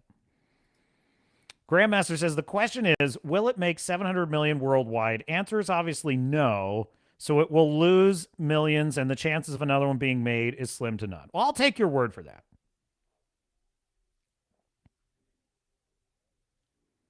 I think I understand. So you're talking about the 4 Captain America films. Well, okay, this might be part of the problem with me hearing what you're saying, Grandmaster, is I don't agree that this is really a Captain America movie. This is a Captain Falcon Mothman movie by Vought Entertainment. Let me just reiterate this. I'm watching the beginning, especially the opening moments of this movie. The music was so dopey and ridiculous. The set piece was so generic. I literally, and Sam Wilson himself, like his lines and his just like peppy heroism, it all seemed like one of the fake Vought movies from The Boys. It literally felt that way to me. I literally felt like I'm watching the Homelander movie where A-Train is like, I got this. And he's jumping out of something. That's what it felt like to me. It was so silly. And I'm like, so I don't consider this a Captain America movie. I consider this more like an A-Train movie from the Boys universe. That's what this movie is like. It really is. Grandmaster is saying the angry guy, that would be Ryan Cannell of RK Outpost, his numbers are wrong. Well, he's going off of a mainstream article. But he's saying that if you follow what the media is reporting, because the media is reporting this movie is doing gangbusters. The media is reporting that this movie is crushing it. But what he's saying is the same media also reported that Ant-Man and the Wasp: Quantum Nausea was crushing it with a $17 million Thursday preview. This one has only 2/3 of that amount, and Quantumania, being a failure, points to this one also being a failure. So he's using their numbers, Grandmaster. He does not have the benefit of your specific knowledge. It to the thing they should have been comparing it to the entire time, now that they know in all likelihood it's going to flop. It's also under the 17.5 million previews of the last MCU title over President's Day weekend. By the way, I love it that you call him the angry guy. I enjoy that. 2023's Ant-Man and the Wasp: Quantumania, which made its way to a $106 million 3-day and a $120 million 4-day, so including Monday, the holiday weekend. Brave New World isn't expected to traverse to Quantumania levels, with tracking pegging a $80 million 3-day and a $94 million 4-day. So that's where we are with this movie. It's tracking significantly behind Ant-Man and the Wasp: Quantumania, and internationally, it's not doing all that well either. Let's look at Korea numbers. In Korea box office, sequel Captain America: Brave New World remained number 1 on its second day, but mixed word-of-mouth effects could be kicking in. You can see, post-COVID MCU, the only thing it's higher than is the Marvels. It's less than Shang-Chi, less than Ant-Man and the Wasp: Quantumania, less than Wakanda Forever, less than Deadpool Wolverine, less than Eternals, less than all these things. That's not good. What about over in Europe? Not going great in Europe either. Like in Korea, an even rougher second day for Captain America: Brave New World, also in Europe. In Italy's box office, for instance, Captain America remained number 1, but grossed just $306,000 on the MCU's second lowest Thursday post-COVID. Again, the only thing worse than that performance-wise is probably the Marvels. So this is what we're talking about. Look at other things that have come out recently, like Eternals, which went on to make $400 million. Its Thursday opening, about $10 million. So Brave New World tracking a little bit ahead of Eternals, but a little bit behind something like Black Widow, which opened to $13.2 million. So these are not the numbers they wanted. These are not the numbers they needed. Even with the budget they've put out there, because Marvel's been lying about their budgets consistently, even with their $200 million-ish budget they put out there, if this tracks worse than Quantumania, they'll lose money.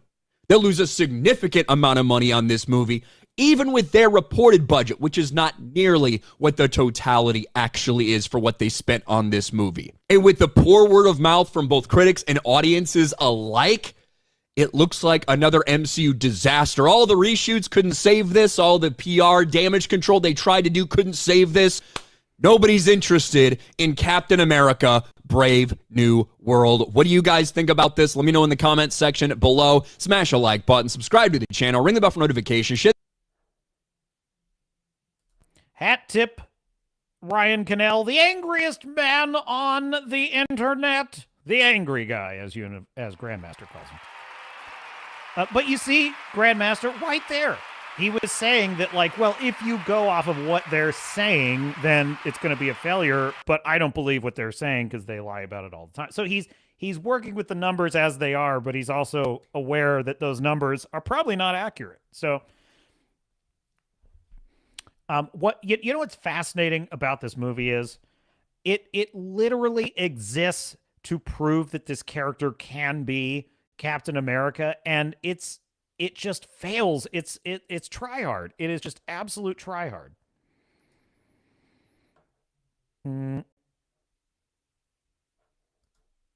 Grandmaster saying, as for just brand new world itself, yes, it has to make over $1 billion to be profitable. Yeah, it's just not going to happen. It's just not going to happen.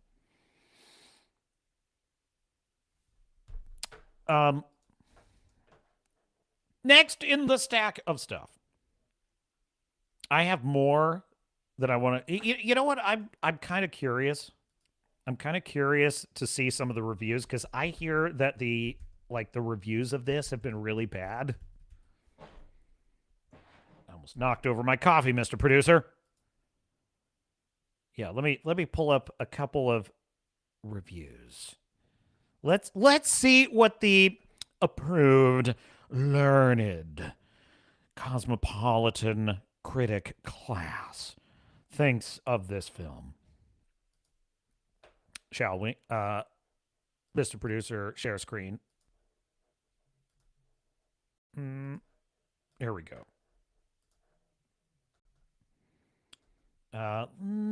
Let's go with... They've reorganized the site. Where's top critics? I want to see top critics. Yeah, there we go. Excellent. Excellent. Oh, it's too much. Too much. Okay. Jesse Hasenberger. In keeping with the MCU's increasing insularity, I agree with that. That's what I term the junk drawer. The junk drawer of tropes. Change the view on that, Mr. Producer. Thank you. The junk drawer of tropes. What this learned, approved member of the critical class is calling insularity. The vast conspiracy is mostly just a collection of loose ends from other Marvel projects that don't add up to much. Oh, that's a great way to put it. That is a really good way to put it. The vast conspiracy in the Mothman Brave New World is just loose ends from other Marvel movies. That's what he is. He's the cleanup guy. He's the cleanup guy.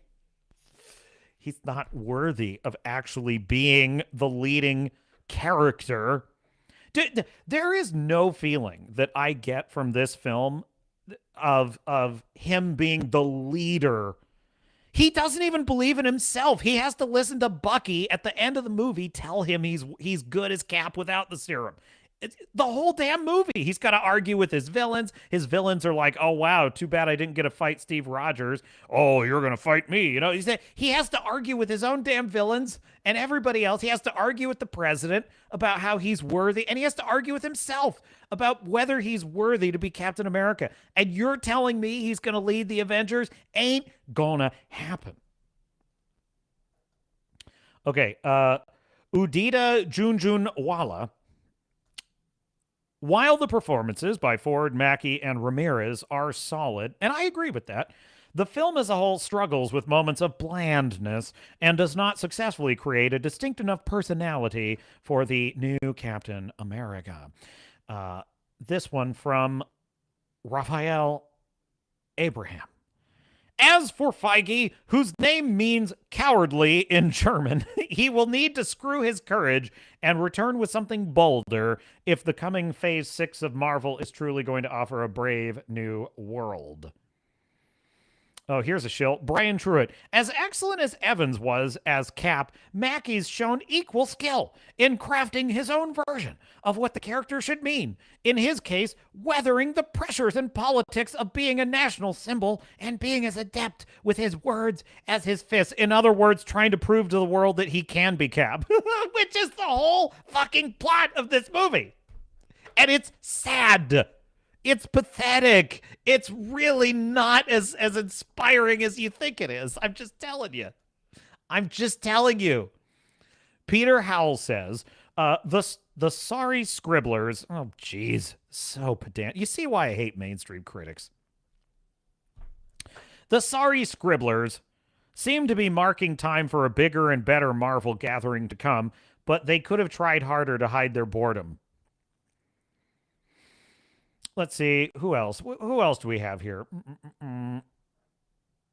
Barry Hertz, with the politically incoherent, creatively inert, and just plain insulting sequel, Captain America: Brave New World by Vought Entertainment, the MCU Brain Trust, led by Uber producer Kevin Feige, has truly flatlined. Uber producer Kevin Feige, Open Group and Viewer. Uber producer Kevin Feige has truly flatlined. For his part, Mackie is charismatic and has star power, though he feels somewhat timid in the role. You mean like a wannabe? I believe that's the word you're looking for. And he lacks the character moments to truly shine. They try hard, though. I guarantee you that. Ty Burr of the Washington Compost says the movie's more interested in fan service. It's more interested in fan service growth and protecting corporate IP than in telling that story or any story. Jake Wilson of Sydney Morning Herald says, as the kind of action fantasy spectacular expected from Marvel, Brave New World is a non-starter. Often it feels, oh, I said this. This is exactly what I said. It feels closer to a TV procedural.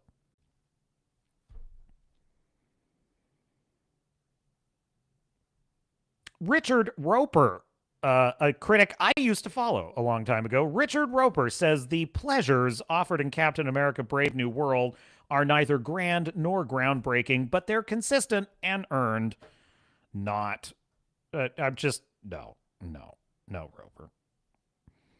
Johnny Oleksinski Kaginski says, the fight sequences are meditative. The grave whisper acting belongs in a coming attraction trailer from 1996. And yet again, the viewer needs to have watched a TV series and at least 2 movies to fully grasp what's happening. I actually don't really think you do. Honestly, I really don't.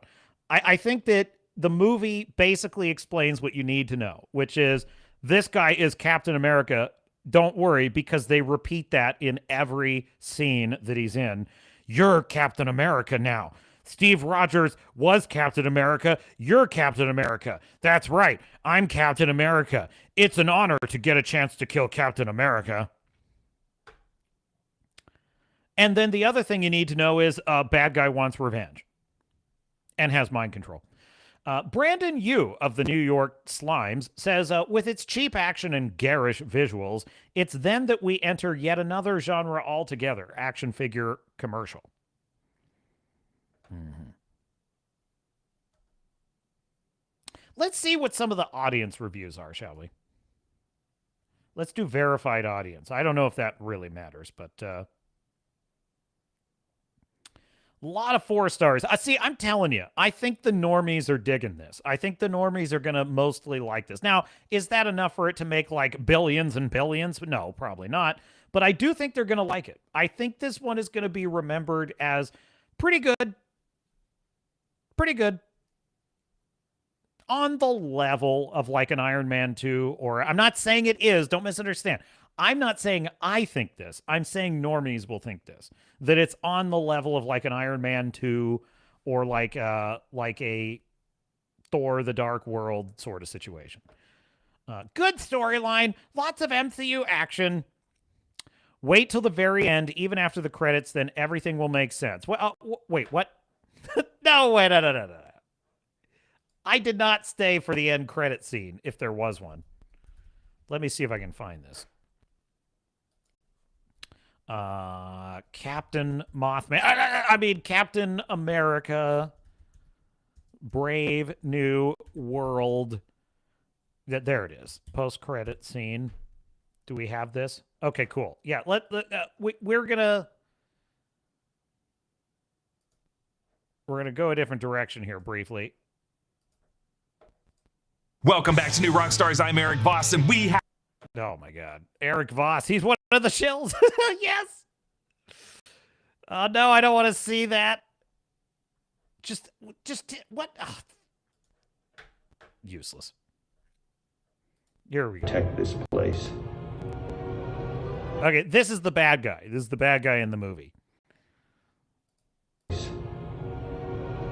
From the others.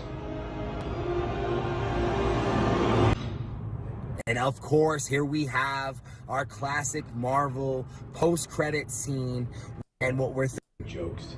And he has done. Thinking here is he's done, right? Everyone's thinking he's done. Jokes. And he has this interaction with this beast behind the bars, and what that's going to lead to is the return of Captain America. So Captain America is still locked in, baby. He's not going anywhere. Oh, God. I can't take it anymore. Just shut the fuck up. I can't take this anymore. It's too boring. Because I'm kind of listening to what's happening in the back. He's doing that to be transformative. I understand. But in the background, I'm also listening to the conversation between Stearns, that's the name of the guy, Stearns and Captain Mothman. And I'm like, it's all boring. I don't care. I just don't care about any of it. Okay, now back to the reviews, shall we, Mr. Producer? And there we go. Really enjoyed the story and the characters. I liked the tie into the Incredible Hulk movie of years ago. Thank you. All right. That's enough of that. We got Shills coming up anyway, so we'll... Here's one. Two stars.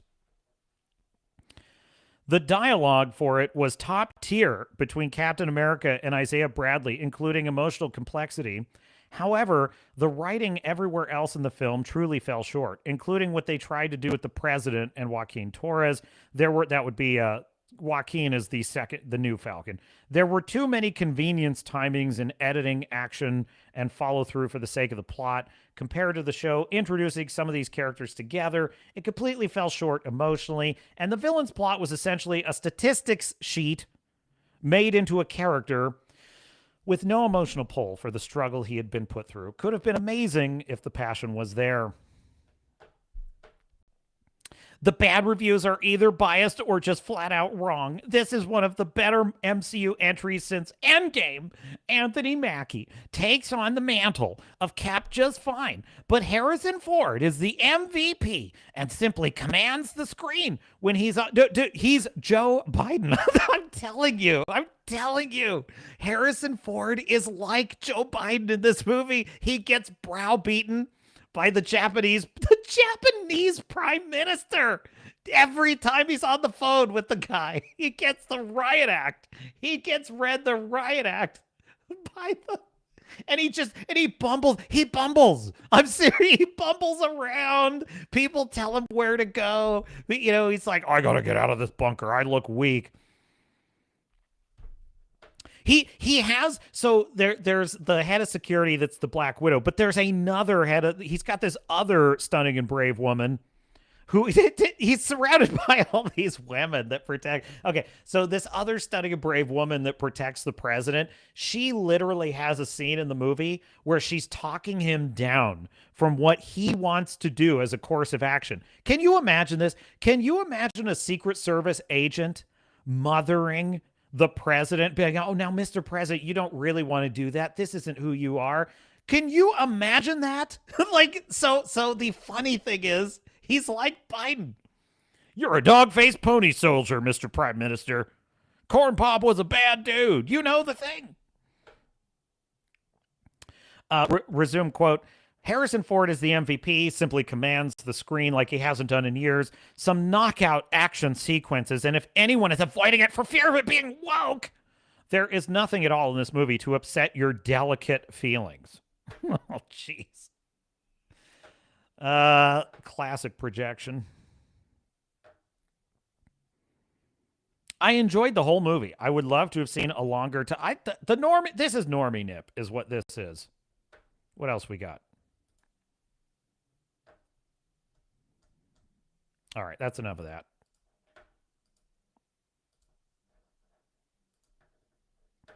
Now, what do we have in the chat? Grandmaster has some thoughts. Captain, no offense, but he has no sources, meaning RK Outpost. He does have sources, Grandmaster. His sources are the media sources that he was citing. And he is skeptical of those sources. So I suppose what you're saying is he doesn't have your sources.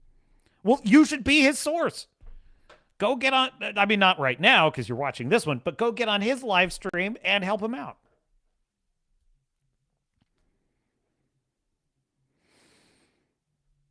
Okay. I thought just for fun, so now that you've heard my thoughts, let's hear what the Critical Drinker thinks. Because he came out with a review pretty quickly, and I'm curious what he thinks about it. So we'll see. I honestly, on my scale of good to bad, this is about a 4 out of 10. I'm saying this is much better than like the Marvels, but it's still a shit show. You know, it's like mid-tier. It's like mid-tier Marvel. I would rather watch this than Quantum Nausea. Frankly, would I rather watch this than Guardians of the Galaxy 3? Maybe. I'm not a fan of Guardians 3. I really am not. Okay, share screen, Mr. Producer. We'll just see how much of a disaster the drinker thinks. At one point near the end of Brave New World, Sam Wilson uses Captain America's shield, Ant-Man's helmet, and Falcon's wings made from Black Panther's vibranium to fight a not-so-incredible Red Hulk. And so, for the purposes of this review, I'm going to refer to him as Captain Black Ant Falcon Man from now on. Partly because there's only ever going to... good. Captain Black Ant Falcon Man. He's Captain Black Ant Falcon Man. Be one Captain America for me, and that's Steve Rogers, but mostly because I can't think of a more fitting metaphor for what this movie is. A jumbled mishmash of different ideas and storylines ripped off from other, better Marvel characters and films. A movie that's clearly been hacked to pieces and reassembled more times than Frankenstein's monster, complete with all the boring played out tropes you'd expect from an MCU that's been drifting rudderless for the past 5 years, a bunch of characters and subplots that go absolutely nowhere, and that doesn't seem to know what it is, and more importantly, why it even exists. And having spent 2 hours slogging my way through it, I can't really tell you either. In short, Captain Black Ant Falcon Man Brave New World is everything we feared it would be. A bloated, overblown, inconsistent mess. Anyway, I don't want to have to waste any more time talking about this than I have to, so without further ado... Let's get this over quickly. The movie centres around the fight for control of the Celestial that exploded out of the Indian Ocean in the Eternals. I mean, it's only taken them like 5 years to address this gigantic plot hole, but whatever. Better late than never, I guess. Anyway, because the Celestial's body contains enormous reserves of adamantium, a mineral which is even more invincible than vibranium. Oh, does someone not have a monopoly on the world's most valuable resource now? Pass me the world's smallest fucking violin. There's now a bit of a gold rush to claim ownership of it, spearheaded by General Ross, who's now been promoted to President of the United States. His goal is to sign an agreement with Japan to share access to the Celestial, and the two countries are close to making a deal. Unfortunately, it all goes tits up during a White House dinner when Isaiah Bradley gets an attack of the Galloping Crazies and tries to assassinate him, only to forget the whole thing after he's captured. Captain Black Ant Falcon Man believes that he was mind-controlled into attacking Ross, and he's... Now, the minute this happens in the film, that Isaiah Bradley goes, he hears the music and he starts... At the very second this happens, I now can see the whole plot ahead of me. I could see the whole thing. It's like, oh, okay, everyone's going to believe he's a bad guy. He was framed. Captain Black Ant Falcon Man, the Mothman, he's got to go investigate it. He's going to have to go rogue. They're going to send guys to chase after him, all to just find out who's mind controlling. Who's mind controlling? This is one of the most overused, played out derivative tropes in all of comic book lore, period. Never mind for the purposes of what's supposed to be a high-wire international intrigue espionage thriller. He's determined to clear his name, so he begins his own investigation that God, it's so boring. I know he has to clear his name. I know it's gonna be some stupid revenge plot. Who cares? Leads him to a classified black site where he conveniently runs into Giant Brain Man, a test subject exposed to gamma radiation that caused him to get super smart, which Ross then exploited for his own personal gain. Oh yeah, and this small child shows up for like 5... Wow, look at this image of this chick. This is this is the president's like #1 guardian. You know what? I'm sorry. I was holding back earlier. Just seeing her again. Oh my God. Now there was one delicate snowflake reviewer that was saying, well, there's no wokeness in this movie. Well, maybe not overt woke messaging, but this is, make no mistake, this is the product of woke influence in Hollywood. Because who in their right mind would cast this woman as this character? She's supposed to be a former Black Widow. What are the Black Widows? Well, they're supposed to be sexy female femme fatales who can infiltrate any den of vipers and danger, and they can assassinate people. They use their feminine wiles. The problem is, in the words of Lieutenant Jim Dangle of the Reno Sheriff's Department, this is a very unfortunate looking woman. Okay. It's a very unfortunate looking woman. Minutes to give us the obligatory girl boss moment, and then basically does nothing for the rest of the movie. You've often heard me joke about petite actresses beating the shit out of guys twice their size, but in this case, it's literally true. If she's more than 5 feet tall and weighs more than 90 pounds, I would be fucking shocked. But don't worry, I'll talk more about her later. Well, you know, she actually is much more attractive in this picture here from an interview. That's crazy. The way that they uglify women in these movies is unreal. She's actually, I mean, you know, she's pretty cute in this shot of her in an interview. Believe that! Anyway, Giant Brain Man engineered the whole thing to provoke a war between America and Japan, and with the two opposing battle fleets closing in... I just can't even... Can you hear that? To provoke a war with America and Japan. It's so stupid. It's so insanely stupid. The worst part of it is when the Prime Minister of Japan is threatening, bullying, and browbeating the President of the United States. It's so stupid. Now, to be fair, this probably actually happened with Biden. Biden probably actually got on calls with like Macron, you know, over there in France. He probably got on calls with like the Prime Minister of Luxembourg and just had to almost be at the edge of tears while he just got bullied and browbeaten. So, you know, maybe it's not as implausible as I think it is. In on the Celestial, Captain Black Ant Falcon Man races to the scene to stop them. Jesus, as if Japan would even think about challenging the US military. Oh, dude, there it is. Oh, he got the shot of it. To stop them. Jesus, as if Japan would even... I gotta get it. I gotta get the exact shot. Think about challenging...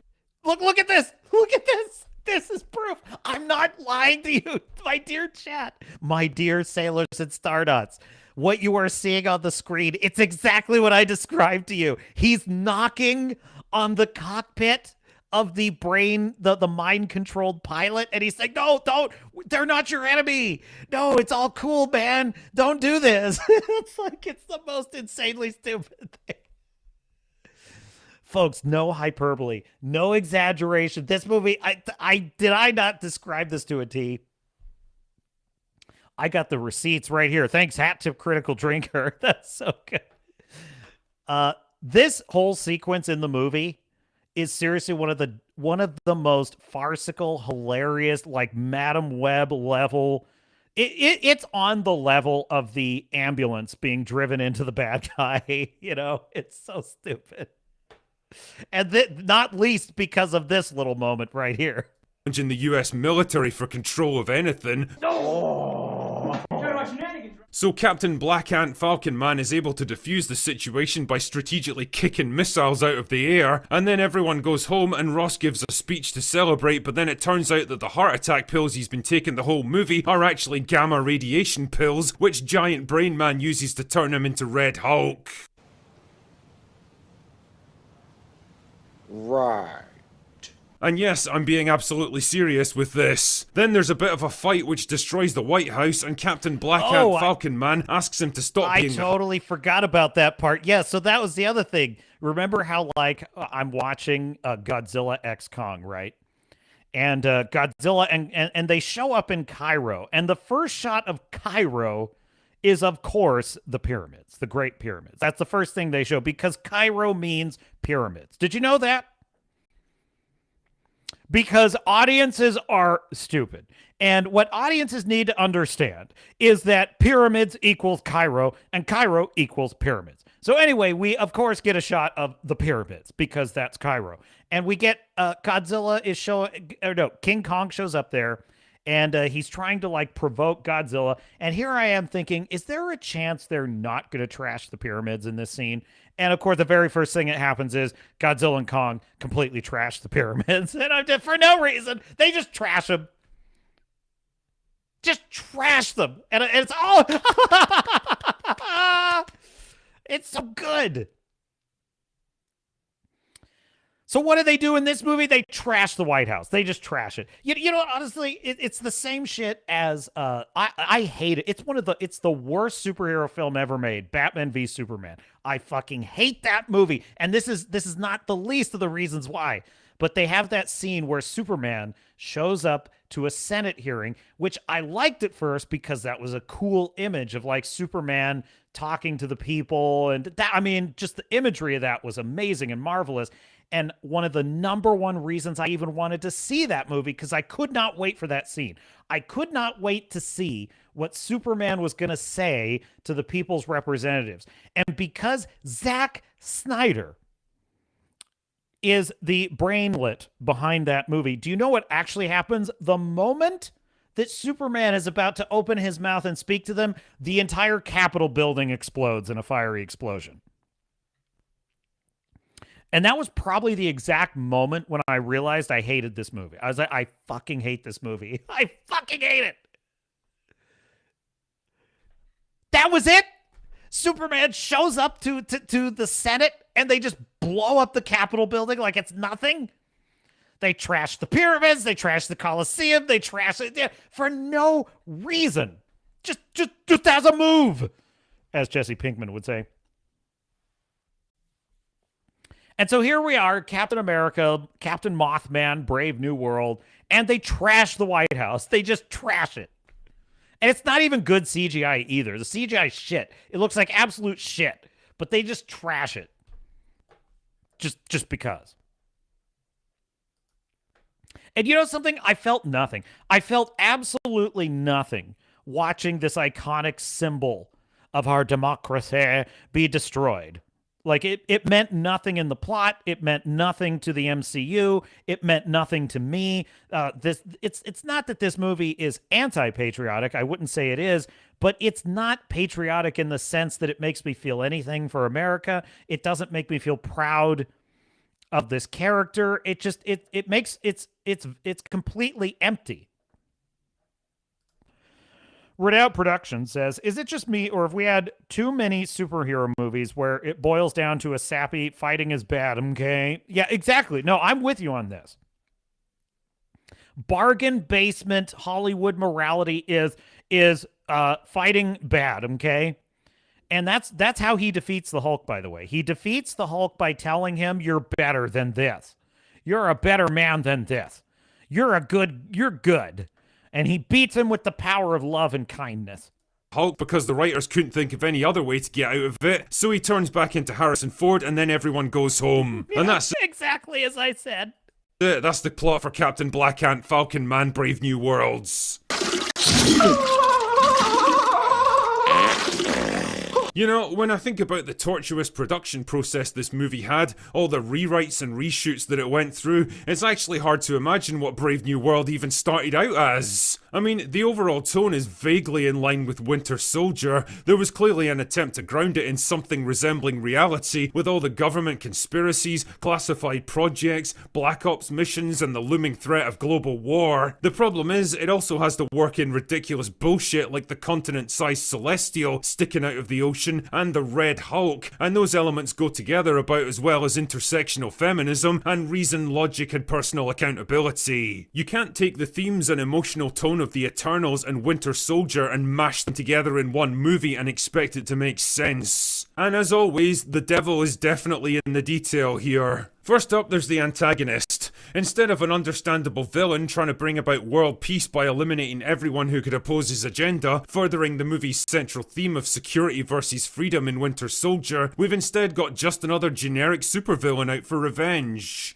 You know, it's just like Red Letter Media said, every Star Trek plot is super weapon and revenge. So that's this movie. Well, it's just revenge. It's just revenge. I'm going to trigger a war with Japan. His motives and ultimate goals are as bare bones as the withered husk that was once Ariana Grande, and as much as we're constantly told that he's some genius biological computer who knows what you're going to do weeks before you do it, his actions in the movie absolutely don't bear this out. He's constantly proven wrong and outsmarted by Captain Black Ant Falcon Man, and by the end of the film he just kind of gives up and calls it a day. Again, the maxim that a character is only as smart as their writer remains undefeated. By all accounts, not only was this film reshot shot multiple times, but the runtime was also drastically cut back at the 11th hour, which probably explains why characters like Giant Brain Man get so little development. It's all been left on the cutting room floor. It's the same story with Giancarlo Esposito, who the trailers played up as some criminal mastermind that was going to test Captain Black Ant Falcon Man to his limits. In reality, he's just a basic bitch hired gun who appears in like 3 scenes, and watching a not particularly fit man in his mid-60s trying to hold his own in a fight against Anthony Mackie just made me feel embarrassed for both actors. Mackie himself does his best with the wildly inconsistent material he's got to work with. His basic character arc is similar to Falcon and the Winter Soldier, a man conflicted about who he's working for and unsure about whether he's the right guy for the job. In the hands of better writers, and assuming it hadn't already been done in a TV show already, the story of a successor struggling to fill the hole left by a legendary hero and find his own path forward might have made for a decent character arc. Here though, it just feels forced and repetitive, trying to manufacture a character conflict that's already been resolved, and loading him down with ridiculous levels of technology that can do almost anything makes him feel more like Iron Man than Captain America. That's basically it. That's basically it. He just has all the tech. He has all the technologies, all of the techs, all the technologies. If you're going to turn him into something that doesn't even vaguely resemble the hero he's replacing, then why even call him Captain America in the first place? And this is, so yeah, I definitely agree with that. He's more like upgraded Falcon is what he said. But it's not even just that. It's the fact that, you know, the junk drawer. The junk drawer of MCU bullshit lore and tropes and mechanics has gotten so full. It's gotten so overflowing. I'm beginning to wonder how we can even have a grounded hero anymore. I'm beginning to wonder, because why shouldn't we just give why shouldn't every single character in the MCU get a fully loaded Wakanda Tony Stark superhuman suit with drones and all kinds of shit? Why shouldn't they all get that? If it's good for the goose, it's good for the gander. I'm beginning to wonder what even the limitations of, it's almost as if all of the heroes in the MCU are starting to just blend together. They're all becoming vaguely the same. They all have nanite masks. They all have some kind of drone helping them or a rocket booster. They all have some kind of Iron Man style HUD that's helping them find targets and bullshit like that. There's no distinctiveness anymore. Then there's the small child pretending to be a secret agent whose name I totally forget because it's only mentioned like once in passing. A character who I guess once had a much bigger role in this film, kind of like Natasha in Winter Soldier, only definitely not as hot. But as it stands, I've got no idea how I'm supposed to feel about her because there's really nothing to like or dislike here. She barely even has any dialogue, never mind a personality or character arc, and if I was a cynical man, I'd say that her Israeli background might have had something to do with it. Likewise, the totally implausible David and Goliath war between America and Japan, when China would have been a much more plausible rival. But then again, we wouldn't want to offend one of Disney's biggest potential markets now, would we? And I guess that's the fundamental problem when your storytelling philosophy is basically, let's push whatever ideas are current, safe, focus group tested and politically correct. Sometimes the culture and the politics shift quicker than your films can catch up to them, and the more you scramble to rewrite and reshape them, the more you hollow out their artistic integrity until there's basically nothing left. And that's what Brave New World really is when you get right down to it. An empty shell, superficially big and bombastic but with no real meaning or creative intent behind it, awkwardly stitched together out of pieces from other more successful films and feeling like it's got no particular reason to exist. I get the impression that nobody's been especially excited for this one in the run-up to release, least of all Marvel themselves, and now that I've seen it, I can definitely understand why. Do yourself a favour, save the ridiculous ticket price and do something more rewarding with your time instead, like a giant turds. Anyway, that's all I've got for today. Now he's mad now. The drinker's mad. I don't blame him. Yeah, there you go. Hat tip critical drinker.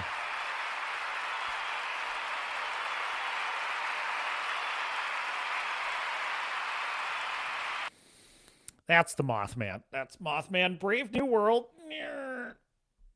I feel stretchy today. Lots of stretching. I need a haircut, chat. It's gotten bad. I have just not had the time. Now, clearly, there is a type of fan that does like Captain Mothman. They think the moth wings are cool. They think it's great. In fact, because they're so not racist, they actually love it even more that he's black. In fact, they love the fact that Disney made it. If Disney made it, they love it. They're what's known as a shill. It doesn't matter whether the plot is crap. It doesn't matter whether or not the film is successful. They love it, and they think the only reason it fails is because people don't like it who should love it. They suffer from a terrible disease. It's called shillery by proxy. It's debilitating, it's congenital, and currently incurable. But there is a man who studies the shill. He studies their idiosyncrasies. He documents meticulously the strange quirks of their behavior. In the hunt, the everlasting hunt for a cure that will eliminate their disease of shillery by proxy and return them to the fold of regular humans. But until that time, his prescription is clear. Study and copious amounts, heaping helpings of ridicule and hilarity at their expense. Hat tip Grizzy. He has for us another edition of Grizzy Shills. Let's see if the Shills finally decided that they saw one they didn't like. Let's just see if they may have seen one that they didn't like. Grandmaster says it's purely about making money. Less is more. Well, if less is more, then they're definitely getting more with this movie, I think. Marvel Studios' new movie, Captain America, Brave New World. This movie cooked hard, yo. Oh. It cooked hard. I really hate this thing. Oh, it cooked. It's cooking. Let him cook. I'm real. It's just a feature of my personality. Every new phrase that becomes adopted into the vernacular, I dislike it. I immediately like when fire was first coming into the picture and people were first saying, "Oh, you got to try this. It's so fire." And I'm like, "It's what? Fire is a noun. It's not a verb." I mean, unless it's not an adjective. It's a noun or a verb. It's not an adjective. Fire. You can't. It's something is not fire. It could be on fire, but it's not fire. Well, now it's gotten popular, and now I'm willing to say fire. The problem is, this is the new one. It's cook, and it's annoying the hell out of me. Listen, when cool first became a word, I would have been the one saying, "What do you mean cool? Like it's chilly? Like it's cold? How is that interesting to say?" Anyway, roll tape. Oh my god. I love Chef Ramsay. You're cooking in a burnt pan, you fucking dick!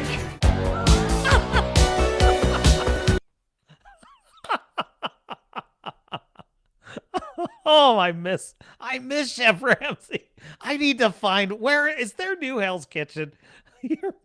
He's so awesome, man. Captain America Brave New World is actually good and surpasses any expectations you may have, especially after all those worrisome headlines going into this. Surpasses? Listen, I understand if you disagree with me. I understand if you watch this movie and you're like, I thought it was cool. I liked it. It was super cool how he used his wings to fight the Hulk, and that was fun. And that's fine. I'm gonna disagree with you, but I'm not gonna say that you're being ridiculous. But to say that it exceeded, even if I just accepted for a moment that this iteration of Captain America, the Mothman, was actually Captain America, and I was totally on board with that. This is not even close. This is the least of any Captain America movie. This is like the most mid it gets. There is no scenario where this blew someone away and just exceeded all their... Now, it might have exceeded their bad expectations, But there is no way that this exceeded the expectations you would have from like Winter Soldier or Civil War. It's not possible. This movie, I was very nervous, I was scared, but most of all, I was worried. It's best to go into this movie with an open I was nervous. I was scared. I was so scared. mind. No, it's a good movie if you actually just pay attention and just enjoy it for what it is. I mean, I would argue that the only way to enjoy this movie for what it is would be to not pay attention. I am so over this argument. I hate this argument. Let me tell you something. Whenever someone says, just enjoy it for what it is, just appreciate it for what it is, that's them admitting it's crap. That's them admitting, at the very least, it's average to below average. Just appreciate it for not being that good. And I think that that's bullshit. That's a bullshit argument. And I know that I've won whenever I hear someone make this argument. I know that I have proven myself correct. I'll tell you, from the scenes that they released before this movie, I was expecting really bad. It's not really bad. Like I said, it's fine. This movie was a lot better than I thought it would be. Yeah, everyone, so if you go into this film with your expectations set at maybe, Ant-Man and the Wasp Quantumania, Secret Invasion, or the Marvels level, you just might be pleasantly surprised by Captain America, Brave New World. I 100% agree. And I'll tell you, about the first 20 minutes or so, that was kind of where I was sitting. I was like, well, this is a lot better. This is a lot better than what they've been doing lately. And then, of course, we get the dipshit missile sequence and then fighting Japan and all that bullshit. And then I'm like, oh, no, I guess not. I've never thought this movie was going to be great. I've had fears that it could be terrible. So I told the audience last night, I said, look, if I walk out of this movie going, that was pretty good, I'll be happy. Like, that's all you got to give me. Give me that. So I think that might have helped me going into this, that my expectations were just so freaking low. Why are they like this? I'm serious about why is John Campea like this? He's sitting there saying, like, okay, I had fear. They keep using the word fear specifically, which is such a strange word to use. But he's like, I had fear. I had fear that it wasn't going to be good. And I said, if it was just not terrible, if it was just okay, then that's all I need. I don't need anything else. Why? Why are you doing so much work on behalf of the movie? Just go see the movie, and if it sucks, say it sucks. If it's good, it's good. Why all of these mental jumping jacks? What's the point of all this? Why are they working so hard to like these movies? Because it's about the message. He can't dislike it because it's Captain African American. You can't dislike Captain African American, or you're part of the problem. You are not an ally if you dislike this movie, because we need to prove to the world, we need to prove to all the hayseed hick racist Americans, we need to prove to them that they're wrong, that a black man can be Captain America, because they are hicks and hayseeds, and that's what they think definitely. And because this movie is good and will be good and I like it, that proves they're wrong. And America, which is racist, is not racist and loves Captain Black African Ant-Man. Folks, they say like, oh, you get all upset about wokeness.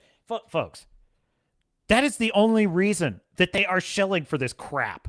Because if John Campea says this movie was trash and they never should have changed, they never should have had a recast Captain America or a recast character, if he said that, he'd be on the shit list, and he knows it. That's why he can't say it. So he sits there doing all of this mental gymnastics to make himself like this movie.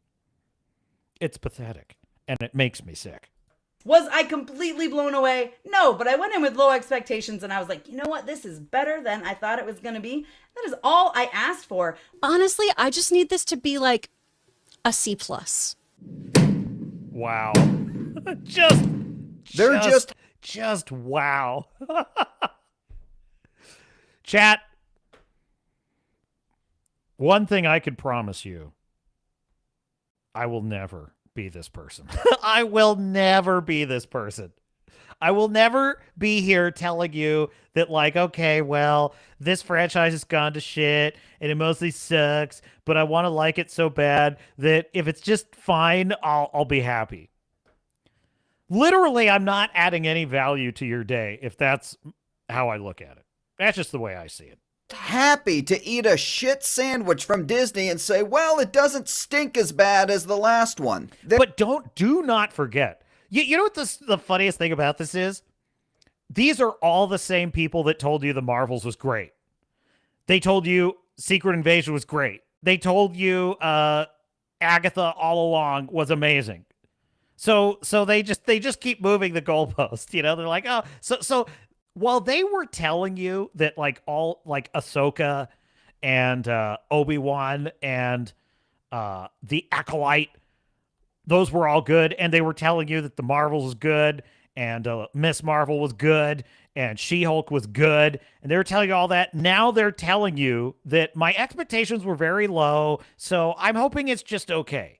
Meaning they are admitting retroactively that they were lying when they said all those other things were good. They know they're trash. They know that sucks, and it makes them mad that we have so much fun ripping on them. They're happy to bend over for Disney and take it up the tailpipe. And they are more than happy to suck Disney off and swallow every drop. Literally. Oh, I think I could probably swallow these massive Smurf loads. What the fuck? Literally. I think I could probably swallow these massive Smurf loads. What the fuck? What? What? Where did that come from? What?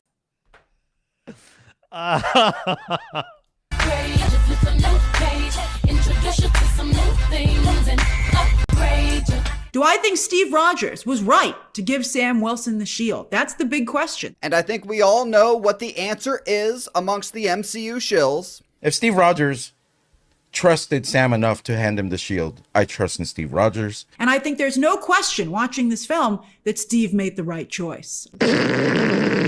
Anthony Mackie, fantastic. He really owns it as Cap. Not only does he look incredible, like he has, because this is like Cap upgrade, right? This is Cap with wings. This is Cap and Falcon. Again, I think this is a great... It's exactly the opposite. Every single scene is about him trying to prove he can do it, even though he doesn't have the super serum, even though he's not Steve Rogers. Every single action scene, almost every single dialogue, the entire through line of the film is concerned with this exact point.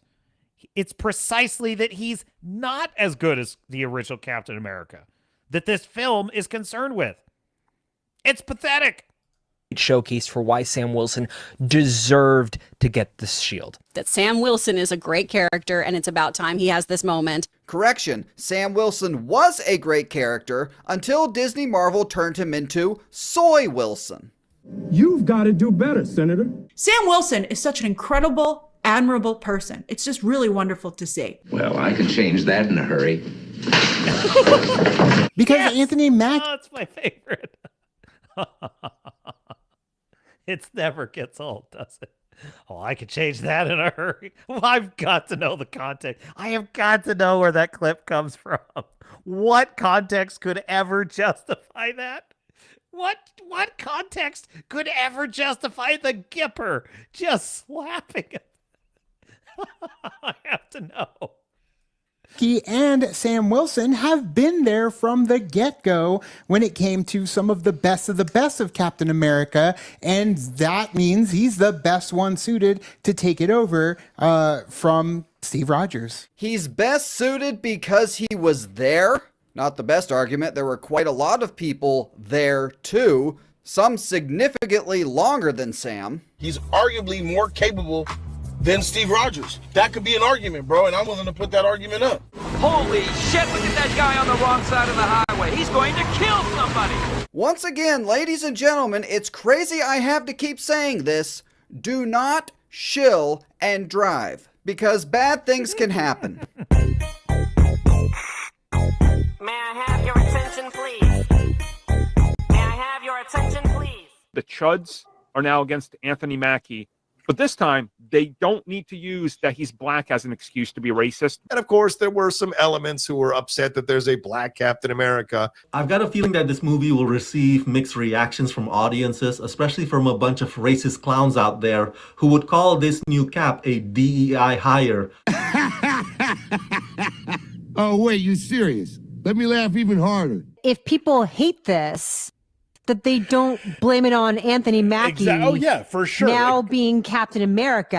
I'm because sure nothing here is his fault. Exactly. Nothing here is Anthony Mackie's fault? For me, Captain America represents a lot of different things, and I don't think the term, America should be one of those representations. I'm Because sure nothing here is his fault. Exactly. Dumbasses. And I'm sure there were the people who were going to do that have been doing it before they saw a frame of this film, assuming they ever see a frame of this film. I find it kind of weird that people are already saying they're going to hate this film. They haven't seen it, so I guess you're already committed to it and the grift. I mean, I have to ask though, were they wrong? Were all of these toxic content creators who you hate wrong when they were saying for over a year that this movie is gonna be dog shit? Based upon the current downward trend of the MCU and the multiple negative news stories surrounding this film? Looks to me like they were 100% correct, and maybe that's why you're all so pissed off. Stay tuned. I'm pretty sure the Captain America butthurt syndrome will not blow over up until the film either flops or doesn't meet expectations or whatever. And those groups, don't want to give up the views. So they just rail and rail and rail against Disney. And I think it's just creating just an incredibly intense negativity. Just incredibly intense. And that's very, very hard to escape. It's very hard. And it's so hard, apparently, that Grace, in the middle of her coverage, takes the opportunity to play the victim herself. And I find myself in a difficult spot.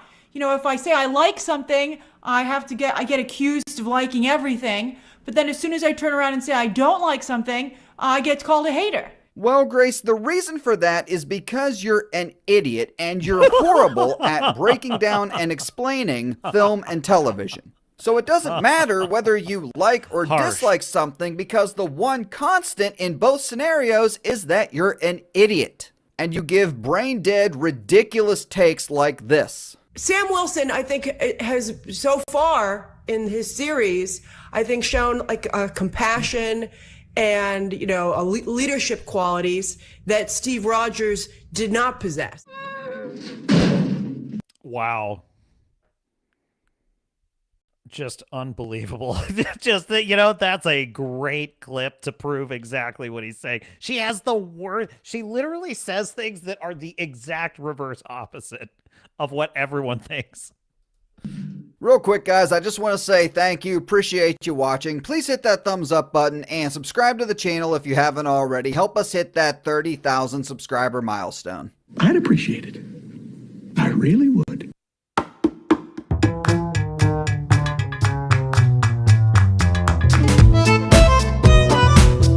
Red Hulk looks great. The CGI on him is fantastic. Oh my God, is Harrison Ford so freaking good in this film. But when it came to that boy Red Hulk, they made that motherfucker pop, bro. Hey. Okay.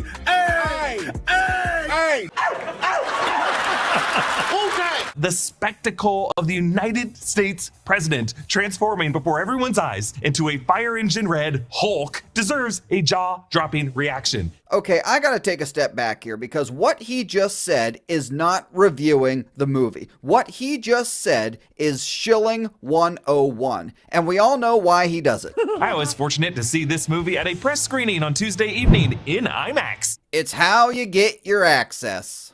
This is the best Hulk in any MCU movie. You must be on crack. The Red Hulk versus Cap fight was even longer and even more epic than you could ever imagine. It was very short, very underwhelming, and even some of these shills admit that, but then try to sweep it under the rug. Now, we don't get to see a lot of Red Hulk, as everybody is saying. He's really not in it that much. I do wish we didn't actually see Red Hulk in any of the trailers or promo art, but I understand why we did. There's a couple things in this film. There would have been literally no reason to see this movie if they didn't show him. I actually, I said this when I watched the trailer reaction, or when I watched the trailer for Brave New World. I said, why do they show that Ross becomes the Red Hulk? Doesn't that spoil the end of the movie? Isn't that a major spoiler? Why would you do that? Well, I'll tell you exactly why they did that. There'd be no reason to see this movie if they didn't put that in the trailer. Just flat out. They had no choice. That the marketing is very much pushed forward into your eyes. Do not expect the entire film to be that way. This is, again, a more boots-to-the-ground, gritty film. And that's about all you need to know. The United States of America is nearly pulled into a war with Japan in the middle of the Indian Ocean while the President of the United States personally commands an aircraft carrier group against the Japanese fleet, contending over a giant celestial creature sticking out of the Indian Ocean, while two winged Mothmen personally knock down missiles and knock on the cockpits of mind-controlled pilots in order to avert the international conflict.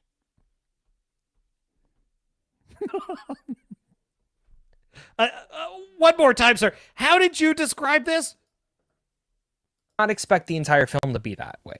This is, again, a more boots-to-the-ground, gritty film. Gritty. And that's about all you need to know. Yeah, allow me to Got it. Translate once again. The trailers were clickbait. Tom is in the chat. Ahoy, Tom. Good to see you. Assume your post, sir. Look what the cat dragged in.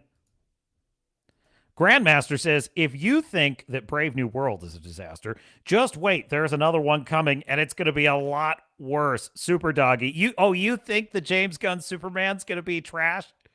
Interesting. Yeah, no, if Superman is trash, that's going to be a big problem. I mean, that's it. That's game. Like, DC has nothing. If Gunn can't deliver Superman, holy shit. Holy shit. Fu Man Blue. Nothing like some hard cooking Marvel content.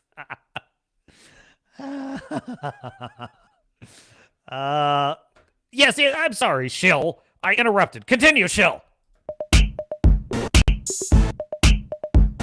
Okay, I got one random that I just had to throw in here. This idiot who claims that Venom and Craven put people in a bad mood for Captain America: Brave New World. If this was the next kind of superhero comic book movie out after Deadpool and Wolverine, it wouldn't get hit so hard. I feel like this movie is holding on to the baggage of Craven and Venom and got left kind of holding that bag, and everyone's in a sour mood right now because it wasn't. I can't repeat myself again. I literally just described the scenario of one of the dopiest set pieces I've ever seen in a superhero film. It's unbelievable. It's like an onion. There are so many layers to it. The president personally commanding the fleet against Japan. Getting browbeaten by the Japanese prime minister and begging the prime minister to please listen. It's so stupid. And he said, oh no, it's because of Craven. It's because, Shill, it's because this movie is like Craven and Venom and Madam Web. Now it's not all quite that bad, but it's got moments that are that bad for sure. As bad as I thought it potentially could have been. Right, idiot, yes.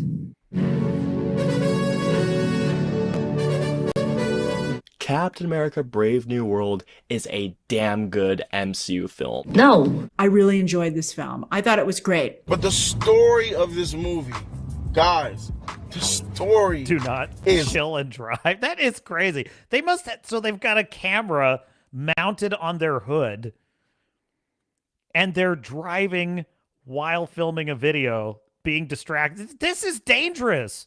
This is a public safety risk. Awesome. No. I'm going to give Captain America Brave New World a 3.75 out of 5. So Lald said, I'm going to give this film a 3.75 out of 5. So on the captain scale, that's going to be 7.5 stars on the epaulets. 7.5 bars. 7.5 bars on the epaulets. I'm saying this movie's a 4. So on his scale, it would be like a 2 out of 5. A B. I enjoyed it. I liked it. If I was going to quantify it, I'd give it a B. 6.9 out of 10. I enjoyed it, so I'm going to call this an 8 out of 10. I had a good time. It's at least as good as Civil War. Wait, what? This movie is just as good, if not better, than the first Captain America, and it's way better. No, it is not even close. It's not even close. You know, the whole point of this movie is obsessed and preoccupied with the problem that here is a guy trying to live up to the legacy of the real Captain America. That's the problem with this movie.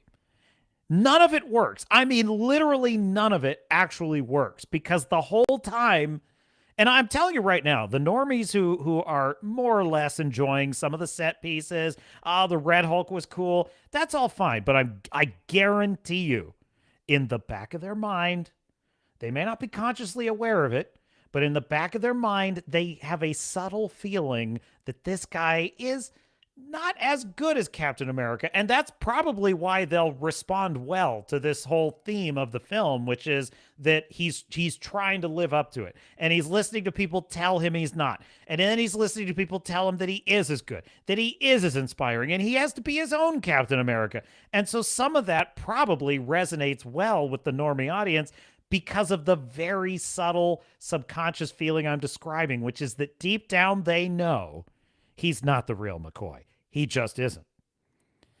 Now, I consider that the fatal flaw of the entire film. It doesn't even matter how well written the rest of it is. It does not matter. He will never be anything other than Captain America light, at best. Fatal flaw, folks. Fatal flaw. It renders the film unsalvageable. It's unsalvageable. There's no version of this where it's like super well. I'm sorry, put Lauren LaFranc on this, and she couldn't make it better. That would be the showrunner of The Penguin. I don't think she could salvage it. Than Thor 1 and Thor 2. I would still probably give it a B, B+. Bring me this Red Hulk. I give this movie a B+, like you guys know. But this movie hits you with high soaring action that, in my opinion, is right up there with the best of the Iron Man sequences of the MCU years past. You know, it's funny seeing the replay of some of those shots. I'm amazed by how absolutely farcical the physics look. Like he will literally dart into the sky at such an instantaneous acceleration that it's like he would basically be pulling so many G's to make a maneuver like that as a human that it'd kill him. It would absolutely kill him to make a maneuver like that. Like even Iron Man didn't take off that quickly. I wish I could probably find a shot like he kind of darts away. See if you can see it in this hits shot you here. with high soaring action that, in my opinion, is right up there with the best of the Iron Man sequences. They don't really show it there, but there is, like, in the Critical Drinker video, I saw, like, a shot of it where he just kind of, like, darts up into the sky, and it's like, even Iron Man didn't take off that fast. MCU years past. Oh my God. And if you like the other Captain America movies, I would call this one about on par with Civil War. I liked the other Captain America movies, and this, sir, madam, or it, however you identify, this is not a Captain America movie. This is a Captain Mothman movie, brought to you by Vought Entertainment. Watch the first 10 minutes of the movie. You don't have to watch the rest. Well, watch the first 10 minutes and tell me this is not the Vought movie within a movie in the Boys universe. Tell me I'm wrong about that. You won't. Motherfuckers are pissing me off with this fruity ass bullshit. This is a better movie than Deadpool and Wolverine, bro. fucking get out! All right, everyone. Thanks for watching. Make sure you check out some of the other content already live on the channel. And Hat tip, Mr. Grizzy, a man, a gentleman, a scholar, a savior of Shills. One day. One day. I still hold out hope that their disease is curable. I'm an optimistic guy. What's that, Crowbar? No, Crowbar. I don't know if you could say that, Crowbar. Does YouTube allow you to say that? Where's Star Fury? He's like Star Fury. He just pops in, he pops out. He's about an every other week attendee at this point. I feel like Star Fury would like that one. I don't have to screen the chat quite as aggressively when he's not here. I don't have to screen it quite as well, I shouldn't say that, because then Crowbar's going to sneak one by me. It's for the protection of the channel, you understand? It's nothing personal. Now, before this film started, there was a trailer for another film that's coming out. I'm curious about this. I pretty much enjoyed this trailer, so I thought I'd share it with you and sort of react to this trailer. Share screen, Mr. Producer.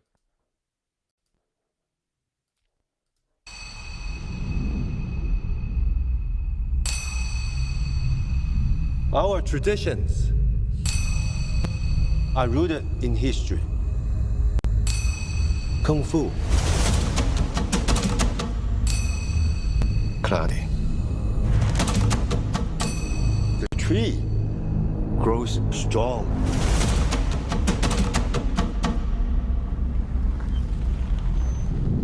You knew Mr. Miyagi? I did not come looking for Sensei Miyagi. I came looking for you. Jackie Chan and Ralph Macchio in a Karate Kid sequel. You know something?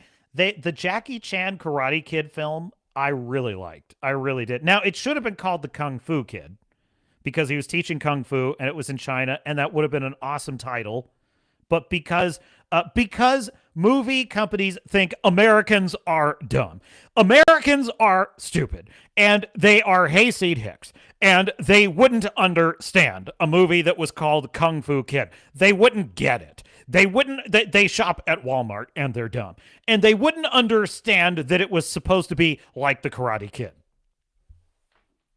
So they had to call it The Karate Kid. But really, it was The Kung Fu Kid, and it was awesome, and I really enjoyed it. I wonder, aloud, if this film is going to acknowledge that as part of the continuity. Like, this is the same character, in other words, that trained the kid in the Jackie Chan Karate Kid. I think that'd be cool. Also, of important note, will this film acknowledge the Cobra Kai canon? Now, I'm certain that like the major events of Cobra Kai will not factor into this film. Like, but is it in the same universe? These are the things that matter to we nerds. Let's face it, folks. Nerds care about things like this, and I care about things like this. Is this? It will be a major demerit against this film if it does not exist within the Cobra Kai universe.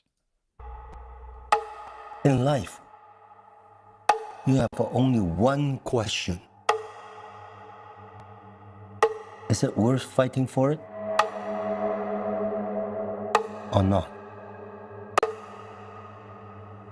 Lee means to me what you meant to Sensei Miyagi.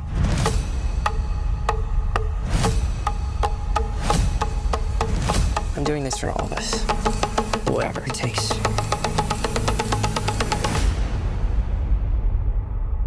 Two branches.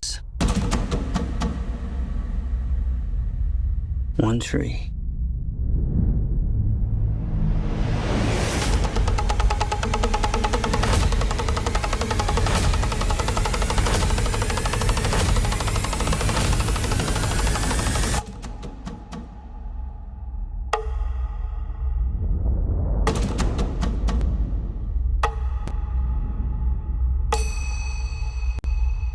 That is I love that. I think that's a great damn it, fucking wrong view. Dang it.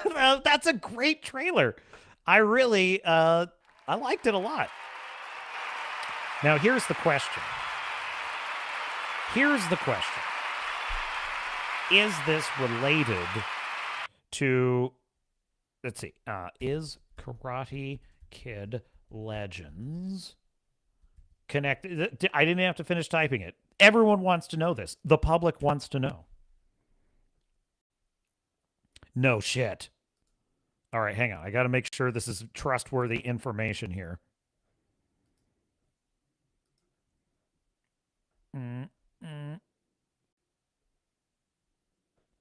Okay, that was useless. What else?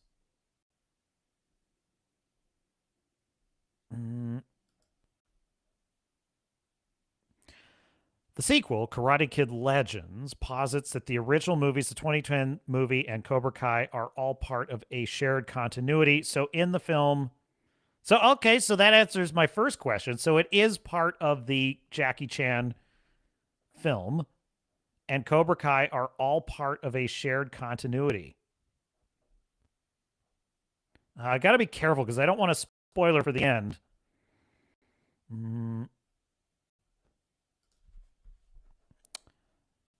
Hang on. Let me just see if I can find this real quick. Mr. Producer, we have to find out. Get rid of that tab. How can I find this? Karate Kid Legends. See if we can just go with the wiki page here. Featuring a storyline placed 3 years after... Oh, holy shit, this is awesome! This is so cool. Okay, I'm going to watch Cobra Kai. All right, I'm going to pick it up again. I am going to pick it up again. Okay, here we go.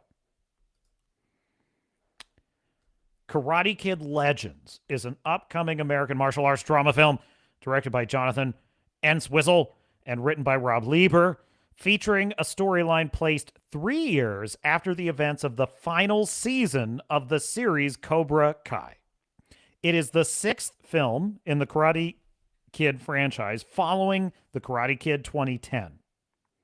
It stars Jackie Chan and Ralph Macchio, both reprising their roles from previous films while introducing Ben Wang as the main lead alongside Joshua Jackson, Sadie Stanley, and Ming Na Wen.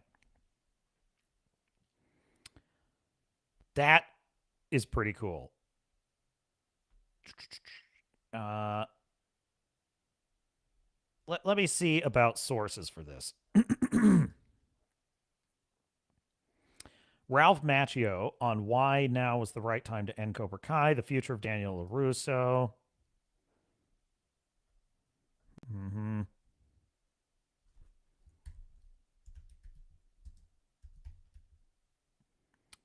Movies after Macchio heard the tune.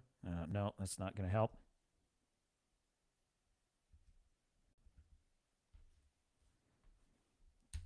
I'm trying to see if I can... He will revive the character again opposite Jackie Chan in the Karate Kid Legends, which takes place 3 years after the events of Cobra Kai. Yes! Oh, that's awesome!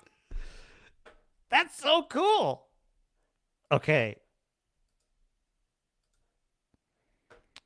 I'm pretty excited about that. Like, I think that's really interesting. Well, because Cobra Kai is good. I mean, that's a big factor. That's like a major factor. So the Jackie Chan Karate Kid movie, which should have been called Kung Fu Kid, but the captain will allow that, which I loved. I loved that movie. The Karate Kid films, which I like as well. I love all those films. And then the Cobra Kai series, which I've mostly liked, what I've seen of it, and is very well regarded. They are all being connected in this film. That's cool. Now, are they going to literally reference everything happening in all those other properties? Probably not necessarily, but it's just knowing that the same spiritual universe is being preserved. I just think that's great. I think that's super cool. So I'm looking forward to that.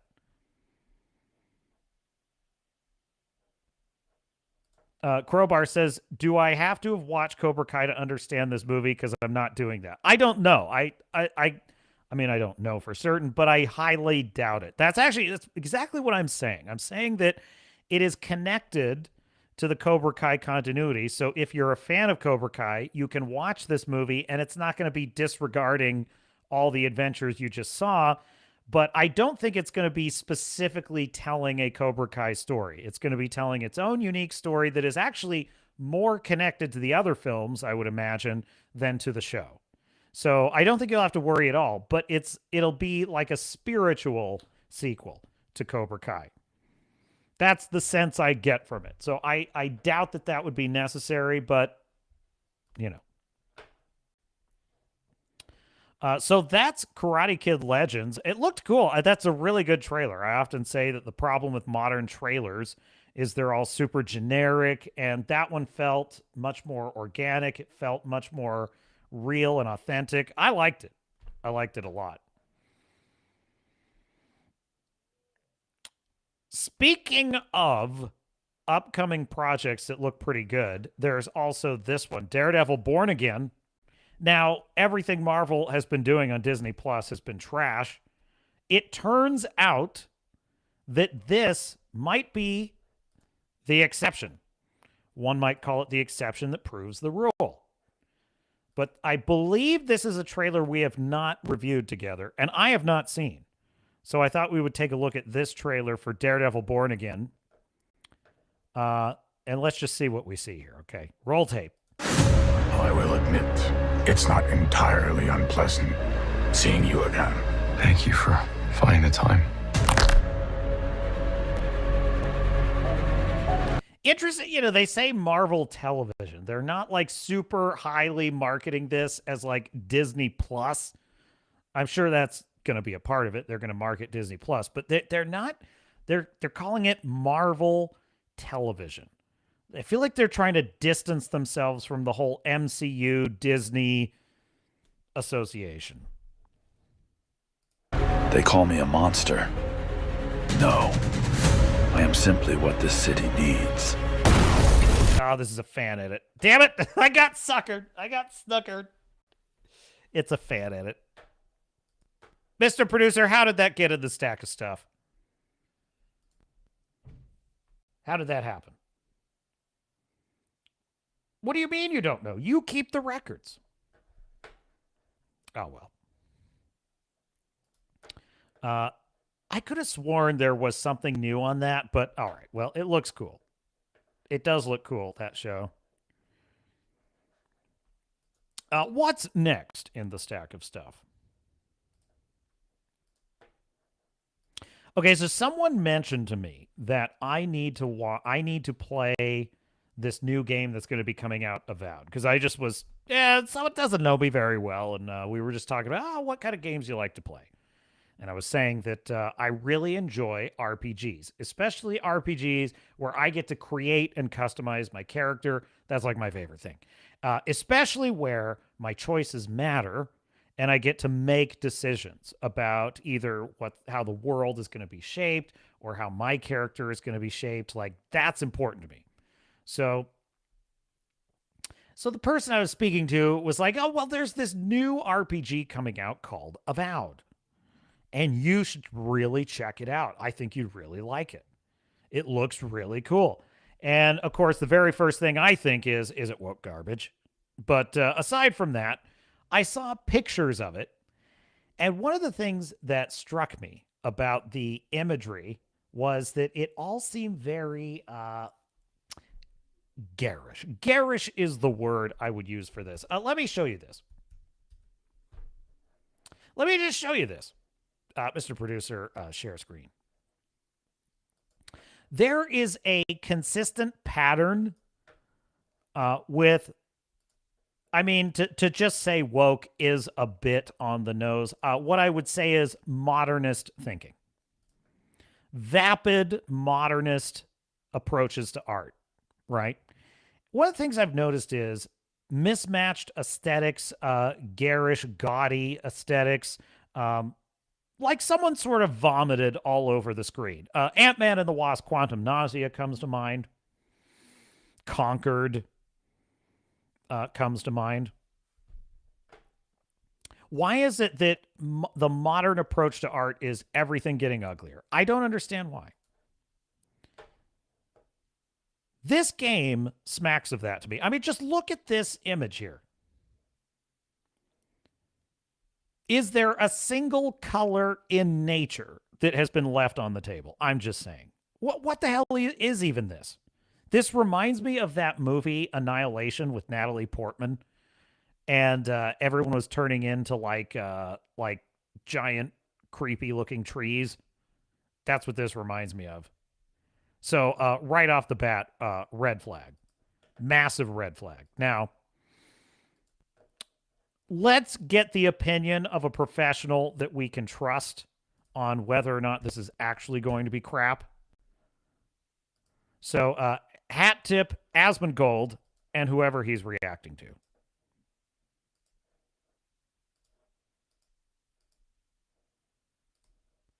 This is one of the most frustrating reviews I've made in a long time. Not because I dislike Avowed. I actually really like the game, and I think it's pretty good. But rather because it's one of the most broken games I've ever had the displeasure of trying to finish for a review in a long time. Maybe ever. To put it in... Wow.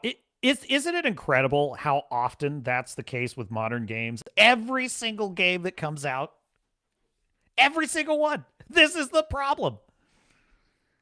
It's particularly excruciating for me, who grew up in an era where when you bought a game, the whole game was in that cartridge, or the CD, as it was.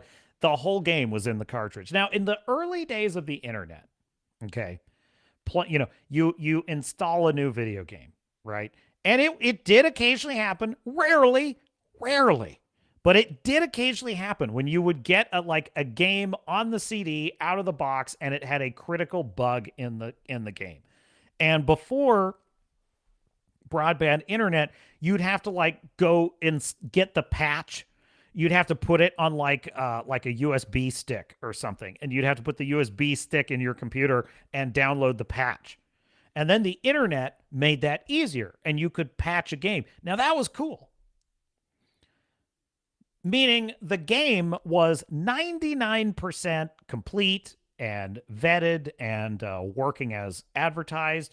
And for that 0.01%, there was a patch for it. Now, it's the exact opposite. You download a game and it's 1% functional and working as advertised, and the other 99%, well, don't worry about it because there will be DLCs and patches and updates and live service to fix all that. So don't worry about that, dear gamer. Perspective, Avowed, by my estimation, should take you between 30 and maybe 40 hours of gameplay to finish. That's pretty doing fast. A lot of the side content. Yeah. I spent significantly longer than that trying to finish this game. By my account, between 12 and 15 hours extra replaying areas that I already finished. What? Or just losing progress because of corrupted saves or busted quest lines and quest objectives that didn't trigger properly and would soft lock you, or any other number of various issues. I also ran into an issue in later game areas where I could not enter a certain zone without the game just crashing and just breaking. I have not had this much trouble finishing a game. I paid $90 to play this early today. Technical issues in a very, very long time. Oh, no. Redoubt. Redoubt Productions posted in the Discord. Link is in the description, by the way. Join us. And if you're enjoying the live stream, like and subscribe. I'd appreciate it. I really would. Redoubt reposted the Marvels poster. It's so bad. It's so bad. Because, you could just draw that little outline on it and it becomes something else. And to sweeten the deal even better, as if I wasn't ticked off enough already, I'm not allowed to show you footage of a lot of these broken areas. Dude, this is some rat behavior. I totally understand for a preview to tell people not to show certain footage because the preview is supposed to be a vertical slice of the game.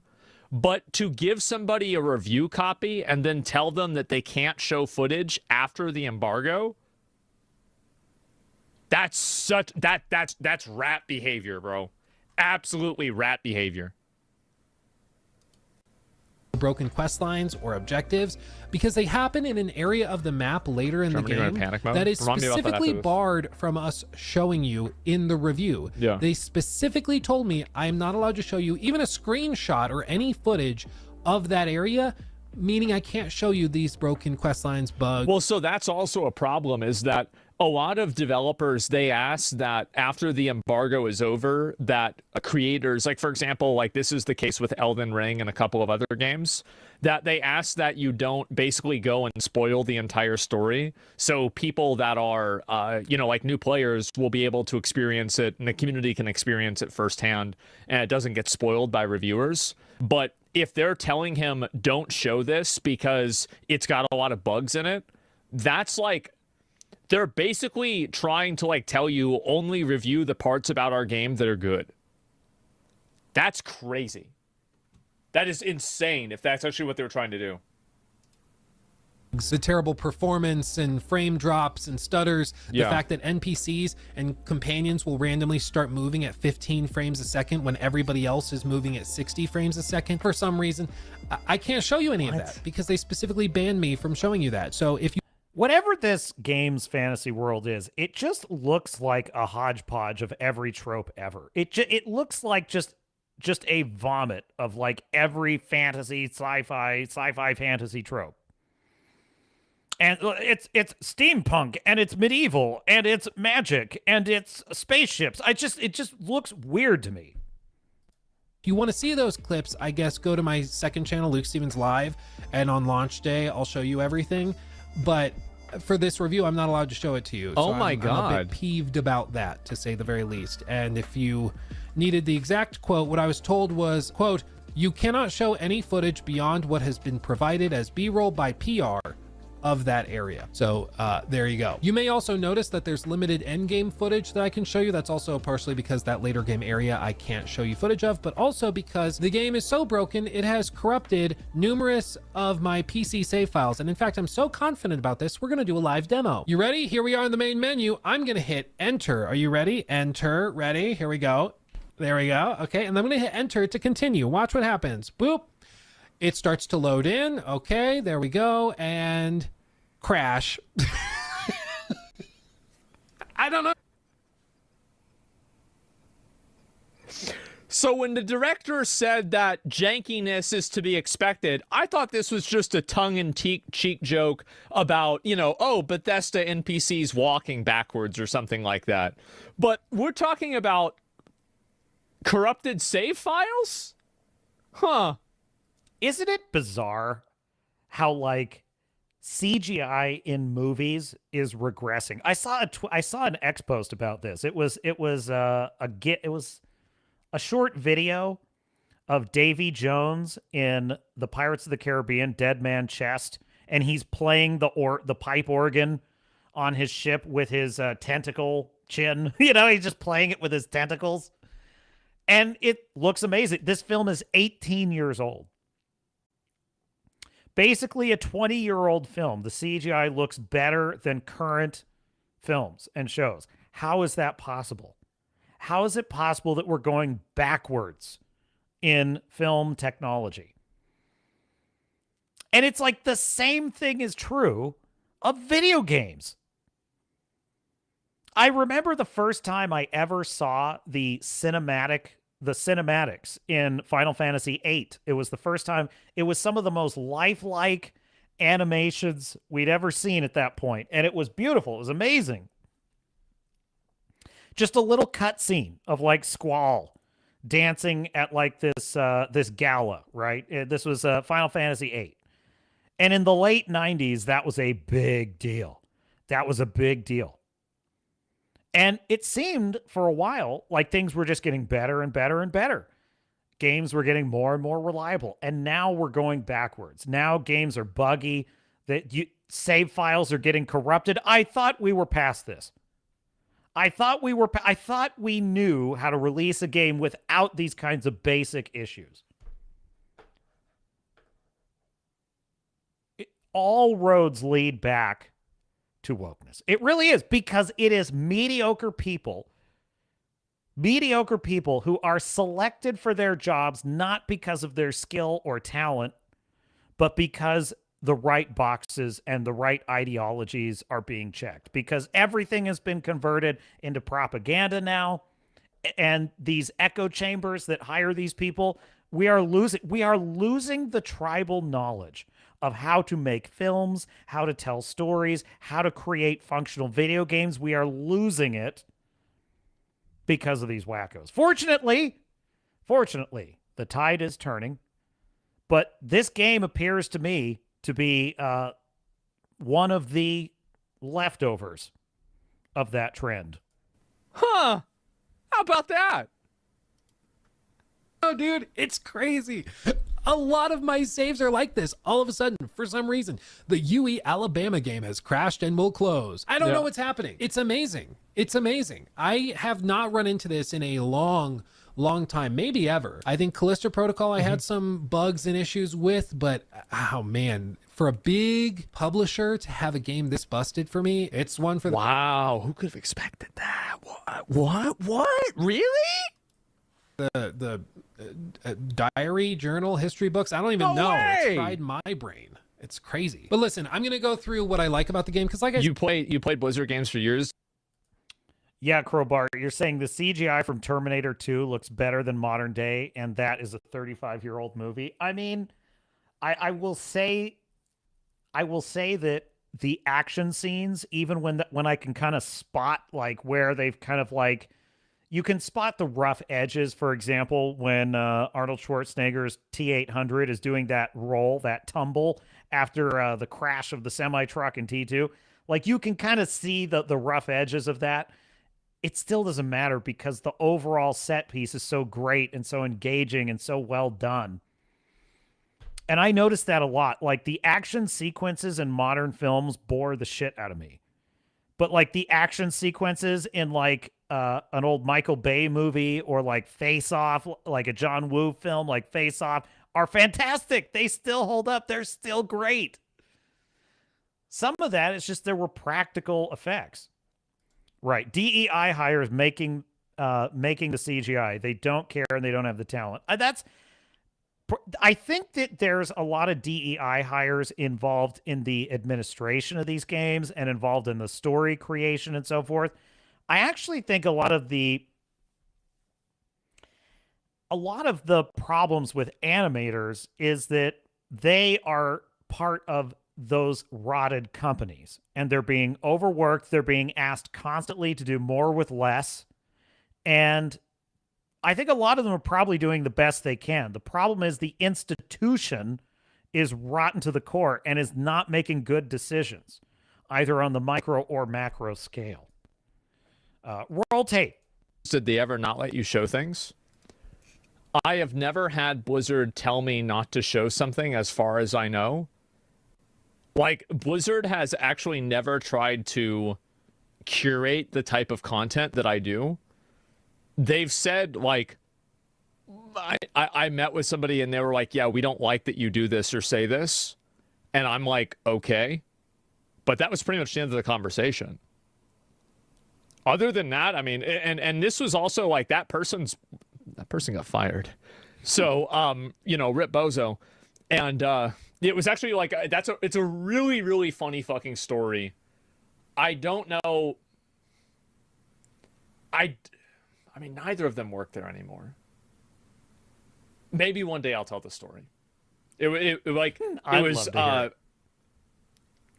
was me, S-Fand, Nick, and Chance. And we all went and we met up with Blizzard and we had dinner. And this was like many years ago. It was a really funny meeting. But, and the guy that helped set it up, by the way, is a great, amazing guy. Like, still a great guy, 100% a great guy. I saw him last year. So, yeah. But we don't need to get into the whole story. But, yeah, they never told, like, even Blizzard never told me to do this.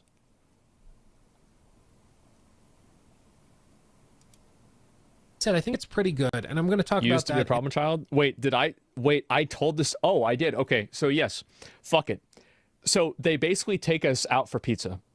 And the guy there, who was the superior of the person who I was very positive towards, points at Chance and he says, "You used to be the problem." And then he says, he points to me and he goes, "Now you're the problem." And I'm like, how about that? Fucking ego. It's hella funny. Yeah, it was funny. I mean, I didn't know that, like, I'm not you know, like, it's business, right? But it was just funny for it to happen. That's right. Yeah, this was like 2018 or something like that. It was a long time ago. It's funny as fuck. Yeah. In this video, so don't think it's all just like boo-hoo, the game's broken. But I do want to start with this because this What's wrong with affects that? everything. Nothing. It was just when funny. a game has broken quests, has soft locks, has crashes, when it has all these problems, it betrays the trust of the player and it breaks down this core relationship, which a lot of people take for granted. It makes people quit whenever people lose progress in a game to an unfair circumstance. So whether this is like Fallout 4, oh my god, I hate it. I really hate it when a game crashes and I put in all this work. It'll kill my playing of that game for weeks, maybe forever. I won't come back to it. Disconnects in a hardcore mode of a game, or it's like your save file getting reset. Like, I remember back in the Super Nintendo days, my Legend of Zelda Link to the Past cartridge would reset my game file, and I could literally speedrun the first 3 temples and get to the Dark World in like an hour. Because I had that happen so many fucking times. And so, like, but it was so fucking annoying to have it happen. Which is that if you're playing... I was playing Skyrim last night. I was playing Skyrim, and I'm going through the Dawnguard quest, and this vampire companion character that's following me around, named Serana. I finally get to the end of this really long dungeon, and I'm ready to, like, advance the story, and she's nowhere to be found. And I'm like, where the hell did she go? Because the plot won't advance without her. So I go and find her, and she's in this room, and she's standing sort of frozen, and I try to interact with her. I try to talk to her. Nothing works. She won't move. And I can't move the story forward if she doesn't, like, unfreeze. So I'm literally Googling how to get this character to unfreeze, and I just found out you literally just have to attack her until her health bar is completely gone, and then she'll exit combat, and she'll follow you again. But before I found that solution, I was so mad. I was so pissed. I was like, no, because it wasn't even just the save file. I went back to an earlier save and she just froze in that save. Fucking Bethesda, man. Crowbar says, why don't I do a gaming stream? Because, Crowbar, I am too boomer.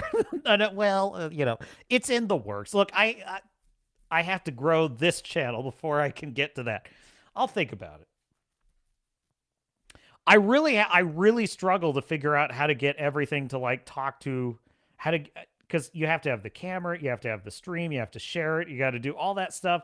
And I do have the technology to do it. Figuring it all out on my own is a massive project. You have no idea how long it took me to even just start using this. You know what I mean? Like, it was not because I am tech savvy. It's just that it's work to get all the stuff to talk to each other. And, you know, it's just work. It's a lot of work. So, and is it work that right now is it the best value for my time? And right now, I would say it's not. I hope it will be soon. So we'll see. We'll do a gaming stream eventually, Crowbar. Stick around. An RPG, and you're given a quest objective. Yeah. The player has to be able to trust that if they get stuck on something... I got my Dungeons & Dragons dice right here.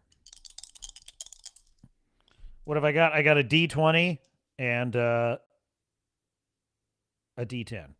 They can't figure out what to do next, that there is a solution. Yeah, they just have to figure it out. The moment that trust breaks down and the thought, oh, the game might be broken. Oh, it might be a busted quest. I might have to reload. Once that happens, you'll start to go crazy, man. You'll start to lose your mind. And it happened all over the place in Avowed. Sometimes because I just was stuck and I needed to think I am really excited to play this game. I am. Even though I don't have high expectations for it, I am very excited to play it.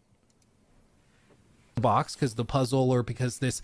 I just find the art style really, really over the top, all over the place. I just don't like it. Platforming area was up there and hidden in the shadows. Literally I didn't right see after it, this. and I had to climb up there to get There's the one key thing I to want to do look the at before thing. that. But other times, because the quest actually was broken, because I couldn't actually progress. And when you don't have access Sponsored? like No. I did to the devs to be able to say, hey, I've been stuck in this spot for like an hour, what's wrong? I was able to talk to them and they went, oh yeah, the game's broken. That quest should have cleared. That door should be unlocked. I don't know why it's not open.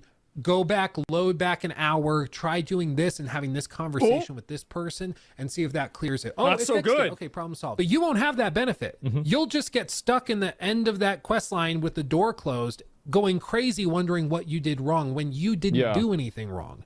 And with an otherwise solid game, it can destroy and taint and poison the experience to the point where you should just wait. And that's where I'm at. I think Avowed is a pretty good game when it works, but it doesn't work right now, at least for me. Jesus. And as a result, I cannot recommend it to you. At least. Well, not- hey, that sounds like a perfect game for me. Because now every mistake that I make in the game is the game's fault. That's right. Till they've patched it and fixed a lot of this stuff up. There's some bugs and issues in the game that they have said they are aware of and were aware of before we started reviewing the game about 2 weeks out from its launch. One such issue was one where bounties, which are like high level combat encounters, you go, you kill the target, you collect a trophy off of their body, and you bring it back almost like a severed head to gain the payout for completing the bounty. There's an issue in the game right now as I'm speaking where those bodies will despawn like 20% of the time within a few seconds. So if you kill the big baddie and then you go to kill some of the grunts and the rest of the combat encounter, his body will despawn, meaning you can't collect the bounty and you can't complete the bounty quest. That's a problem. hate shit That's a problem. like But that. apparently they're aware of it and a fix is coming in the future. I don't know if that's Jesus. day one. I don't know if that's day zero with the early access. Jesus. I have no idea. So I know they're working on some fixes for some of these issues, but others, such as the most egregious soft lock that I ran into, which lost me around 4 to 5 hours of progress and gameplay time, that one they had no idea about before the review period started. And so I'm very confident that won't be fixed before launch. And that's one that involves a pretty significant spoiler because it happens right as... Well, here's the thing, is that everybody that's paying extra money to play the game early, what they're doing is they're paying money to beta test. So previously, companies used to pay beta testers. Now beta testers pay companies. To be vague, something very significant happens that alters everything. And so I can't be that... I don't, right, Crowbar? You're saying I wonder, it makes you wonder if they do any play testing at all. That's what I'm wondering. Don't they... that used to be like a big job. I knew people who did that, like play testing. You'd have dozens of people play test it. Don't they do that anymore? Specific with it. Otherwise, I'll spoil it for you when it's a really cool moment when it works. So again, I'm just stuck between a rock. We should be living in the golden age of video games. We should be living in the most splendid timeline of video games right now because the generations that are now making video games have grown up their entire lives with video game controllers in their hands. That was not the case when I was a kid. When I was a kid, all the olds, the most they had ever played was like Pong. I say olds. I mean, they were like younger than I am now. But anyway, all the adults when I was a kid, things like Nintendo were new to them. That was something that was going to rot your brain. That's what they thought. But the modern generation, the young generations now have all grown up with video games their whole lives. It is an accepted art form. And they are the ones making, we should be seeing amazing stuff. And it's like we're going backwards in video games. How is that possible? In a hard place. I can spoil the game for you, which I think you'll enjoy when it works. It's a rhetorical question. DEI is how it's possible. That's how it's possible. works and show you how broken it is, or I can not show you but tell you about it and encourage you to not play the game right now. But for what it's worth, I would also say it's corporate bloat, which is enmeshed with DEI, but it's definitely corporate bureaucracy is a big factor here. They've corporatized they've corporatized things so much. The committee writing and the committee developing has gotten so bloated that it's become incredibly inefficient, and DEI only makes all those problems worse, right? So that's really a big part of it. I would say just the absolute corporate capture of all major video game art, like that's a big factor, definitely. All I can say is that I think Avowed is pretty good. It's just busted, and it's busted to the point where I'm kind of frustrated that I played the game when I did. It's really, really broken, not just in terms of performance, doesn't run very well on PC or even on Xbox Series X. But just to reiterate, it's not just the broken quest lines or the crashes on PC. The quest lines also break on Xbox Series X and S, which I also tested the game on. I also ran into some corrupted saves on Xbox, though interestingly, sometimes when a save can't be loaded on PC, whether it's my high-end gaming PC. All right, I think that we've heard enough. I don't want to watch the entire review of the game because he's obviously going to be talking about a lot of other elements that I don't want to have spoiled. I just wanted to hear the criticisms of the performance and the bugs and everything. I'm going to link you guys the video if you want to watch the rest of Luke's video here. But yeah, I don't know why I'm not subscribed to him actually. Yeah, there it is. Shit seems tight. Yeah, apparently don't spoil. I don't mind spoilers. Where's his video? This is one of the most frustrating reviews I've made in. Let me see if I can get a sense of. I want to see if there's any topics in here. I'm just gonna skim it a little. It's not really fun to manage. It's just a lot of busy work. And while inventory management was never forced upon me, armor that you craft in 10 minutes anyways. So don't bother upgrading the low gear stuff. Wait until you have the good stuff and then upgrade that. That's basically what's going on here. I just don't know why they have this entire game that is so core to the player experience. And with Avowed, the problem... Oh, man, look at these beauties. Oh, jeez. Oh, the more things change, the more they stay the same. Actually, what I should say is the more things stay the same, the more they stay the same. Just these ugly, masculine-looking chicks.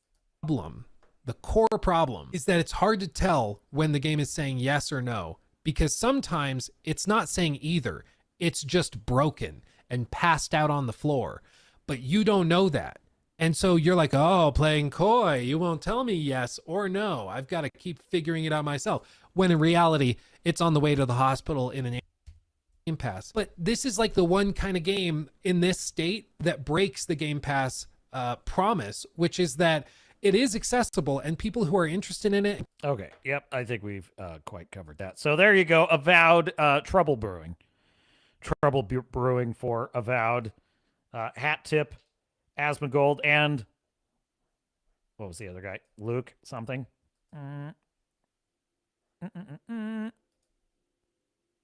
It was Luke Stevens. Hat Tip, Luke Stevens, and Asmongold.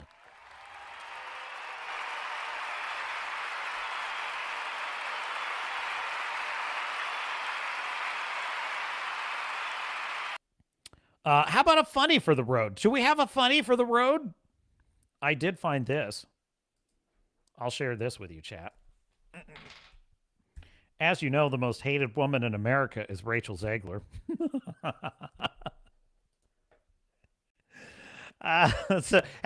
So the Snow White trailer with Rachel Zegler has over 1 million dislikes. 1 million dislikes. Can you imagine? Don't ever be fooled. Disney knows how bad this is. Imagine what that's like. That's like a nuclear detonation in PR terms. They've sustained a nuclear attack. But that's like 1 million people said, dislike. That's so crazy, man.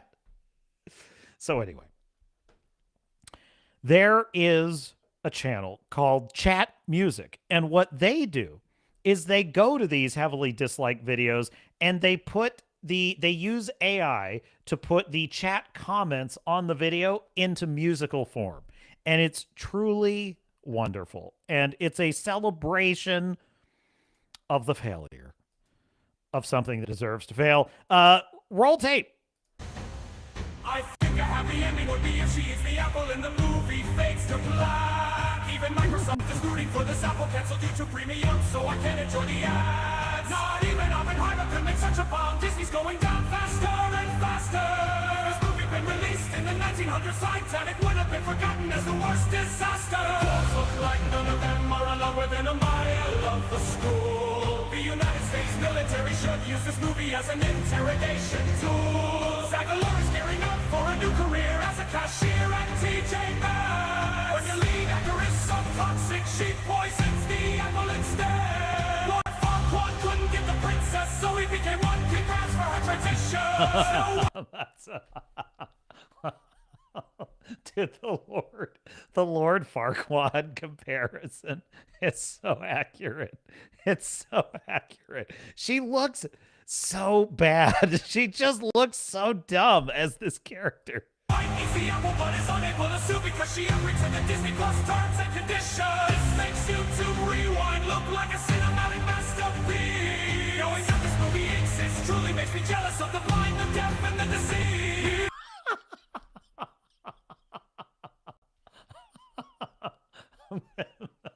Knowing this movie exists makes me envious of the blind, the deaf, and the deceased. Mirror on the wall. Disney disliked this from heaven. Mirror, mirror on the wall. March 21st is the new 9/11. Hey, that's my birthday. It's concerning Dwarf Vader. Dropped the biggest shit and didn't even give us toilet paper. Coming to a theater near you decides to live off grid. My Wi-Fi tried to disconnect itself to save me from watching this. If she's Snow White, then I'm Michael Jordan. At this rate, Disney are gonna make Mickey Mouse a dolphin. This trailer made Serbian Phil emotionally rewarded. The only snow that's white here is the one Disney's executives keep sneering. Mirror on the wall, when did Lord Farquaad get so tall? Mirror, mirror on the wall, who approved that wig after all? Mirror, mirror on my screen, can this trailer be unseen? Mirror, mirror on the wall, what's the shittiest remake of them all? I just had this thought of like, just this image in my mind, if you will, of like Bob Iger, you know, in like a meeting with like some like marketing executive or PR executive, and they're like, sir, I think you need to see this, you know. And they're like bitching at each other a little bit, like, you're supposed to make this problem go away, you know, the typical scene in the movie. I don't fucking need this headache right now. It's like, well, sir, just look at what they're doing online, you know. They play this video. Do you think they've seen it? I think they've seen this. I think they've seen this shit, and they're just like, Elon said it best to Disney, go fuck yourself.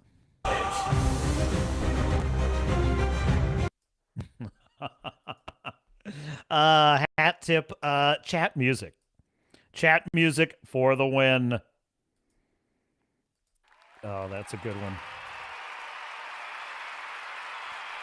Redoubt Productions says, the biggest dread Disney must be feeling right now is knowing that when this crash and burns, Rachel Zegler is not a professional like Sydney Sweeney. Yeah, no.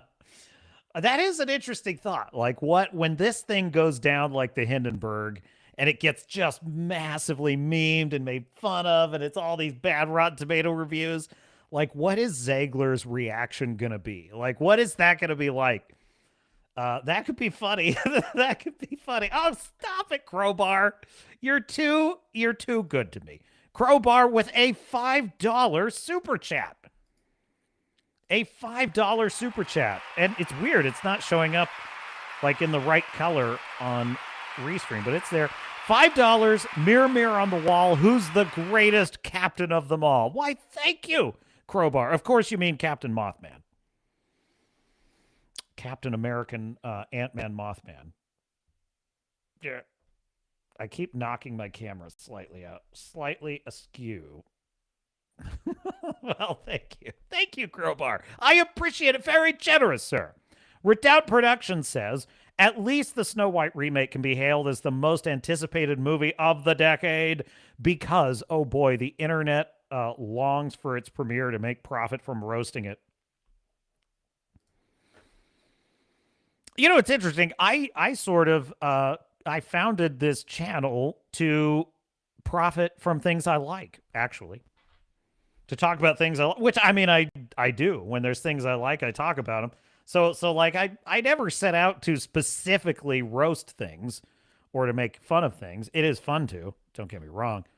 But honestly, it's just as fun for me to give a soaring monologue about the brilliance and beauty of Godzilla -1 and its affirmation for life, or the powerful message of Terminator 1 and 2 and the cautionary tale and its meditation on humanity and its self-destructive nature. Like, I have just as much fun talking about that stuff.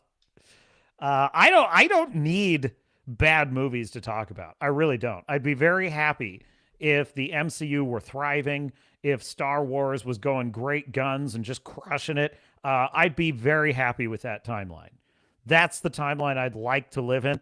You know, the weird and probably the most twisted thing about it is there's a part of me. There's a deep buried, forlorn part of me, deep down, that still holds out hope that one day Star Trek will be great again. Star Wars will be great again. Marvel will be great again. There's a part of me that holds out hope that at some point somebody at these companies is going to wake up and be like, okay, no more of this.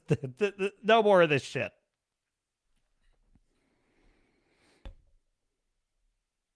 So I don't need it to be a bad movie, but it's going to be because of course it is.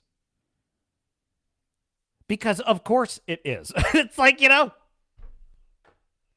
we didn't ask for this. That's the funny thing is there's that one little snotty reviewer that's like, oh, don't worry. There's no wokeness in this. So your feelings won't be hurt. And it's like, it's incredible. They always act like it's us that have the issue. They always act like it's us who started some culture war. We didn't do nothing. Everything we liked is what they tell us was wrong the way it was. Lord of the Rings. I remember this. I remember this shortly after Lord of the Rings had finished up and we had gotten the Return of the King. I would say probably around like the 2007-8 era.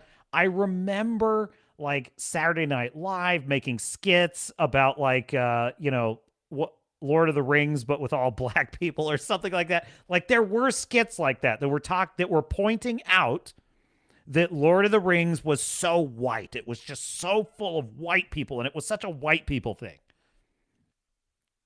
And to me, I'm like, well, it's a European monomyth. So what do you expect? Like there's not. So in other words, this push to tell us there was something wrong with the things that we loved was always growing. And it just got to such a crescendo in recent years, but it was us who have to defend our IPs. And when I say our, I don't mean that we actually own them. I mean defend the things we fell in love with as they are, as they were, in their original unaltered form. It is the modern crowd that tells us that these things had to change for a modern audience. So all that to say, it is we who are simply acting in defense of the things we love. Nobody is saying If you want to make Avowed and make it the wokest piece of trash ever, go right for it. I don't have a problem with that at all. It's a totally original story. It's all original characters. Make it. Make Conquered, make Dustborn. I got no problem with any of that. Leave Warhammer alone. Go make your woke version of something like Warhammer. I'm fine with that. Like, make your own original universe and just make it as woke and, frolicking through the, whatever. I'll make it as woke as you want. But leave the stuff that is already extant, leave it alone. Or, if you're going to do a sequel to it, honor it. Honor what it is and what it was. And appreciate it for what it was. So, there you have it. Thank you again for that marvelous super chat, Crowbar. I appreciate it. You're making me feel guilty because I was about to wrap up the stream. No, I'm just kidding. You're not really. Yeah, go ahead, Mr. Producer. I think we're good to go.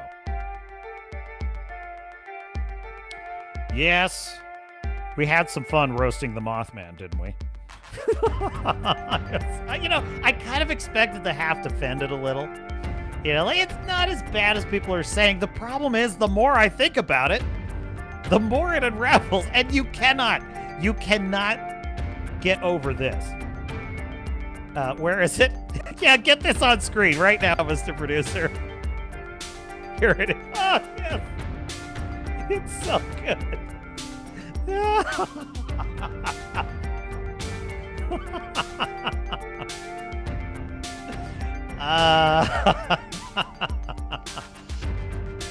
It's the Mothman.